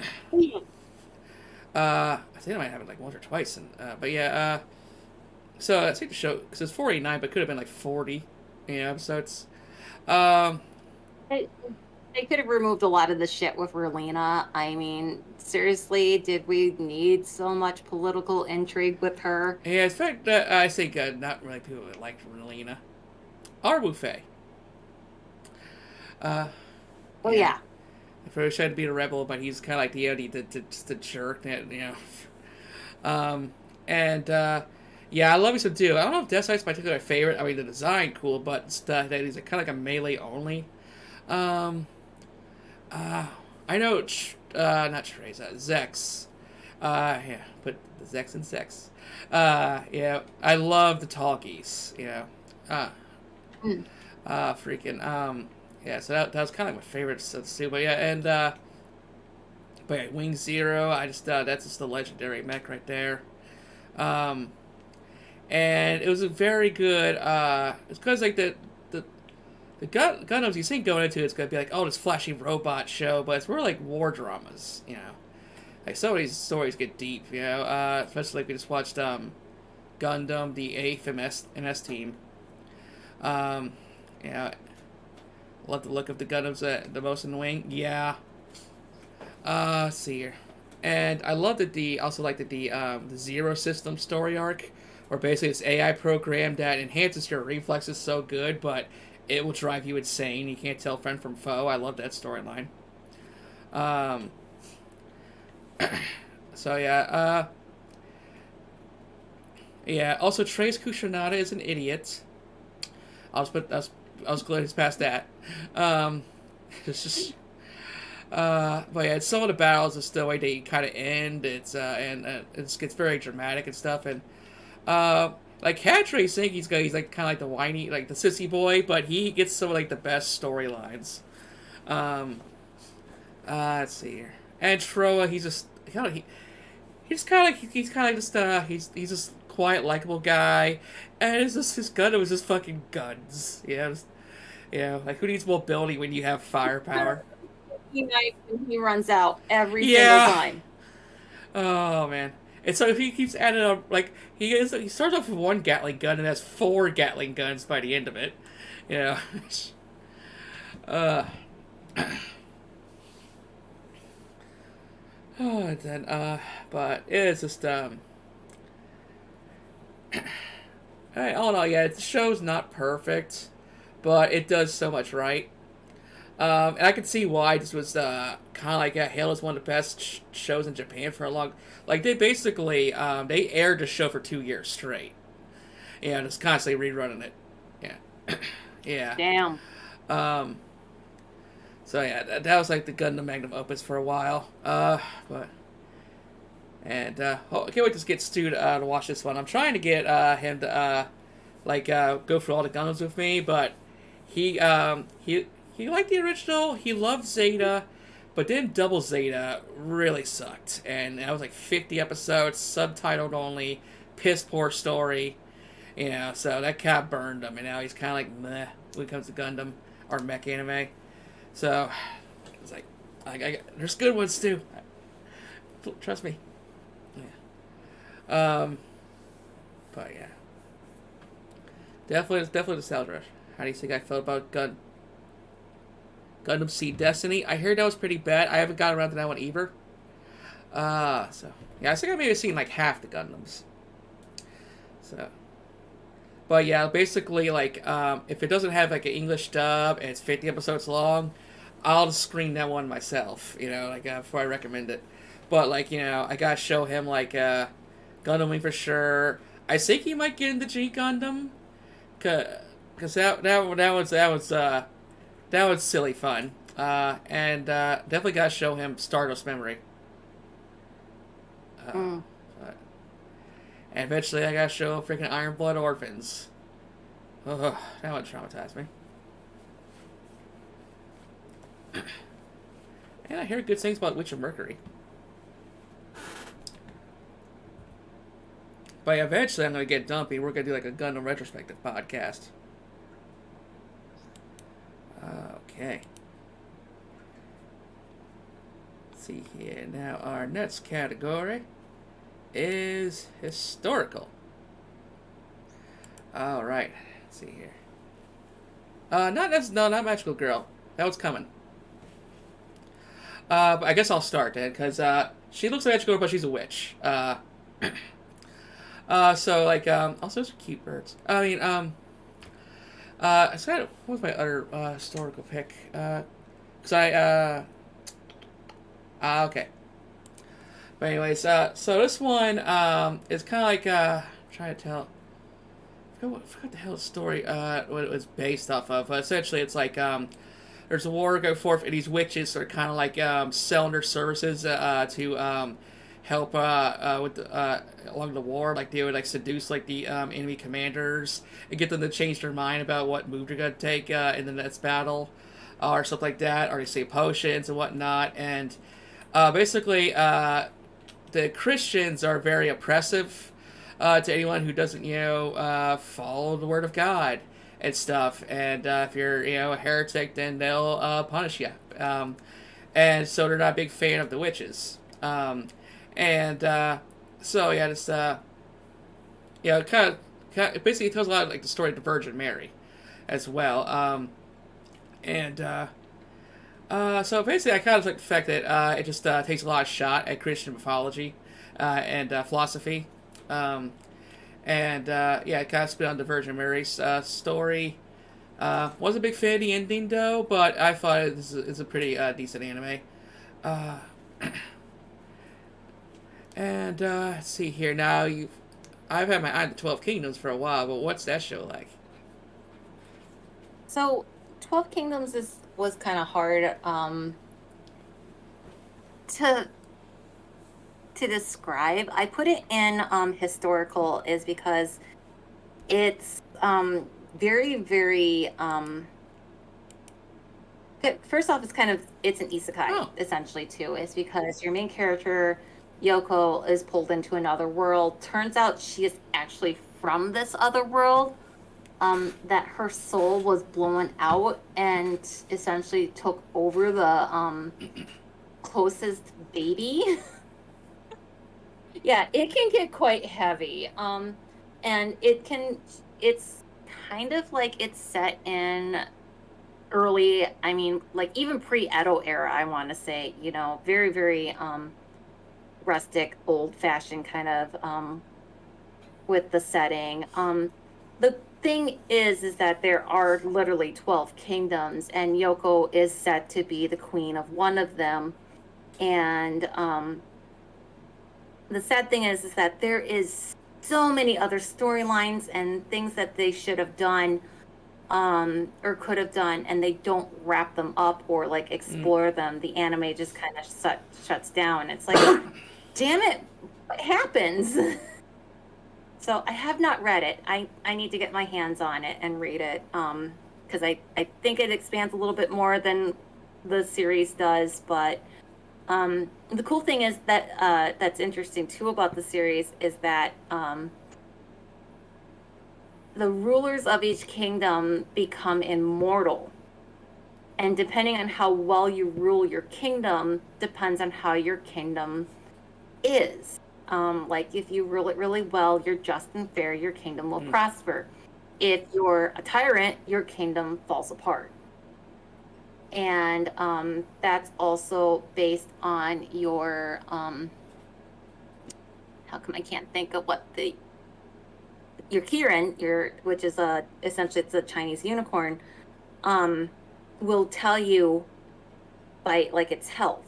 So if you become a tyrant, your Kirin starts deteriorating. It's through your Kirin that you get the immortality. So then essentially your Kirin can get sick and die, then you get sick and die, or somebody can kill you. So it's interesting. Kind of like a Japanese version of downgraded War and Peace because it's so fucking messy. Yeah, they literally throw a coup in the series. It's interesting. So it's a great series, but it gets very heavy. You follow Yoko for maybe the first half, and then you kind of start breaking up and exploring different stories in the universe. So it starts getting a little more episodic then. But it's good.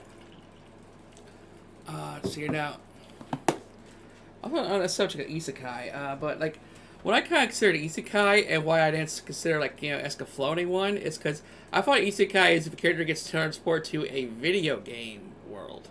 Hence, because I didn't first hear about it since like Sword Art Online.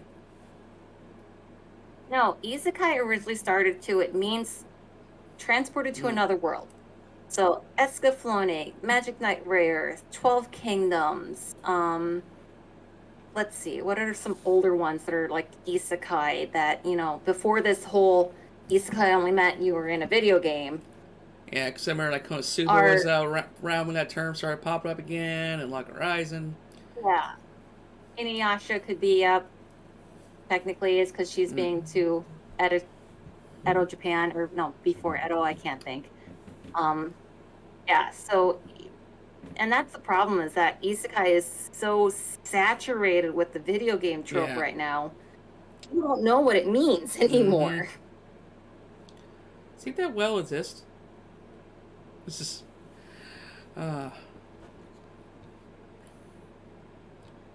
specific genre now. Okay, and now on to our final category. This is one I think Claudia's been waiting for. Uh-huh.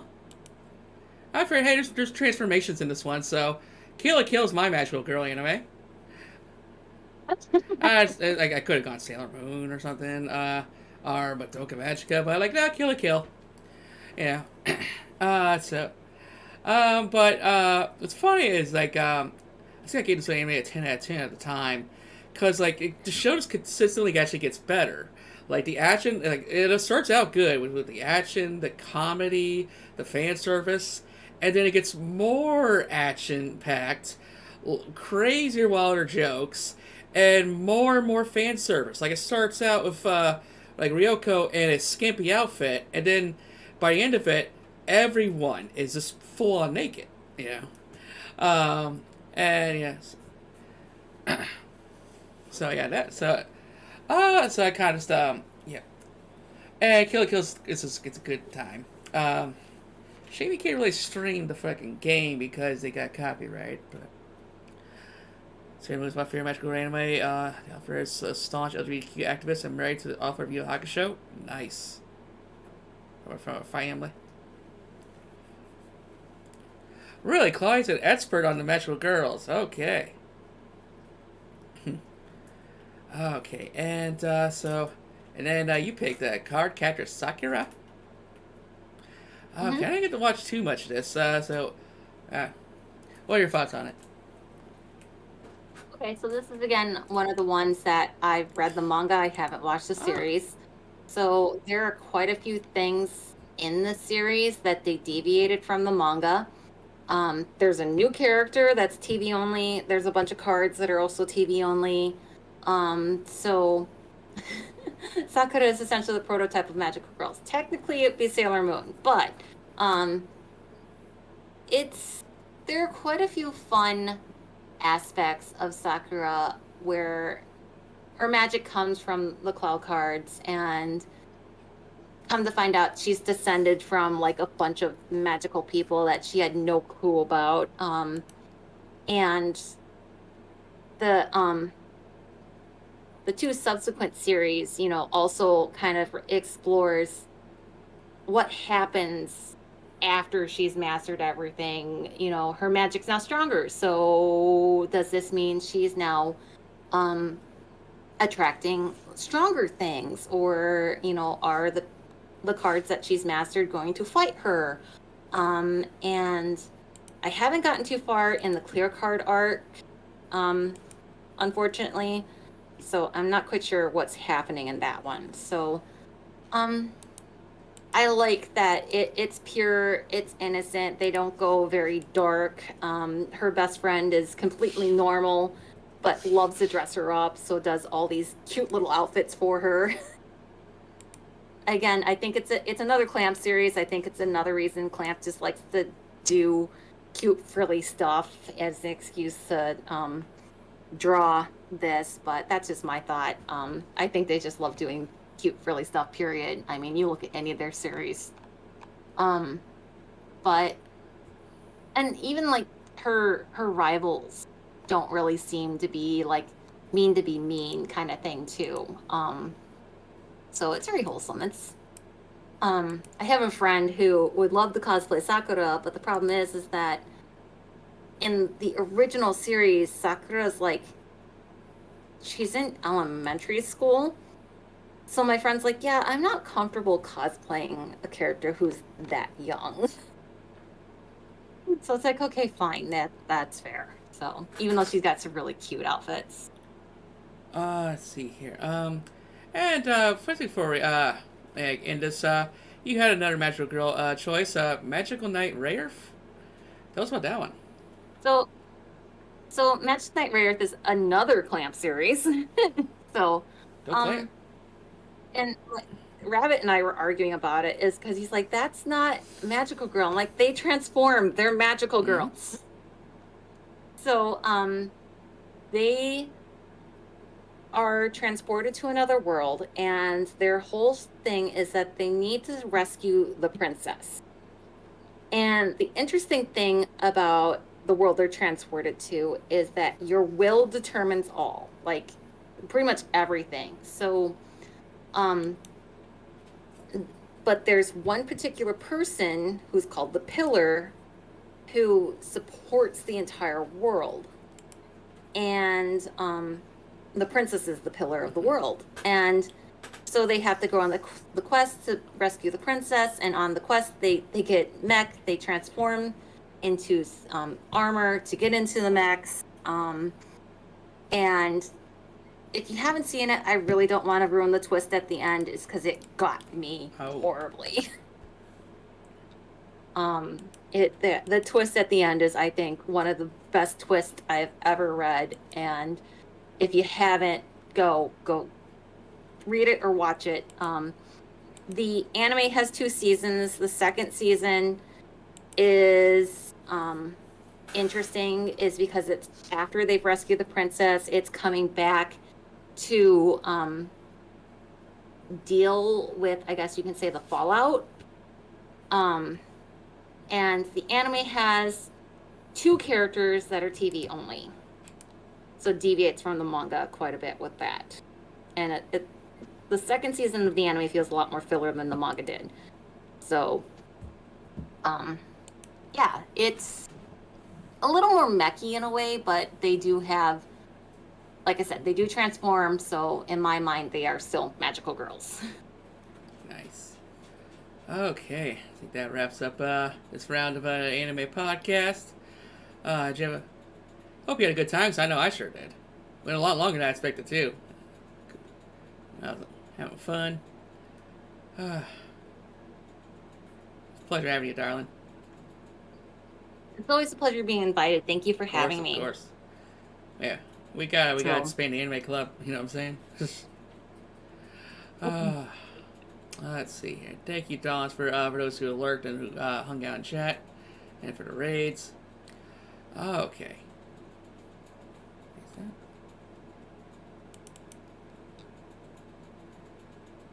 Okay, so I'm kind of stuck between 2 possible raid targets. Let's see here. Do we want to raid? I got my friend Kool-Aid, who just made his return to streaming today, playing Phasmophobia. Or do we want to raid Robotanguris, who is got like a mech aesthetic to his VTuber model, and that's got anime. He's playing some Destiny 2. What do you think?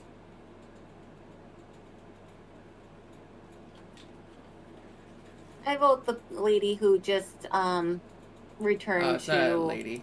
Streaming. Give them some love. Oh, it's not a lady. Oh, sorry. Yeah. Person is what I thought and then didn't say it. I apologize. Okay, I show some love to Kool-Aid.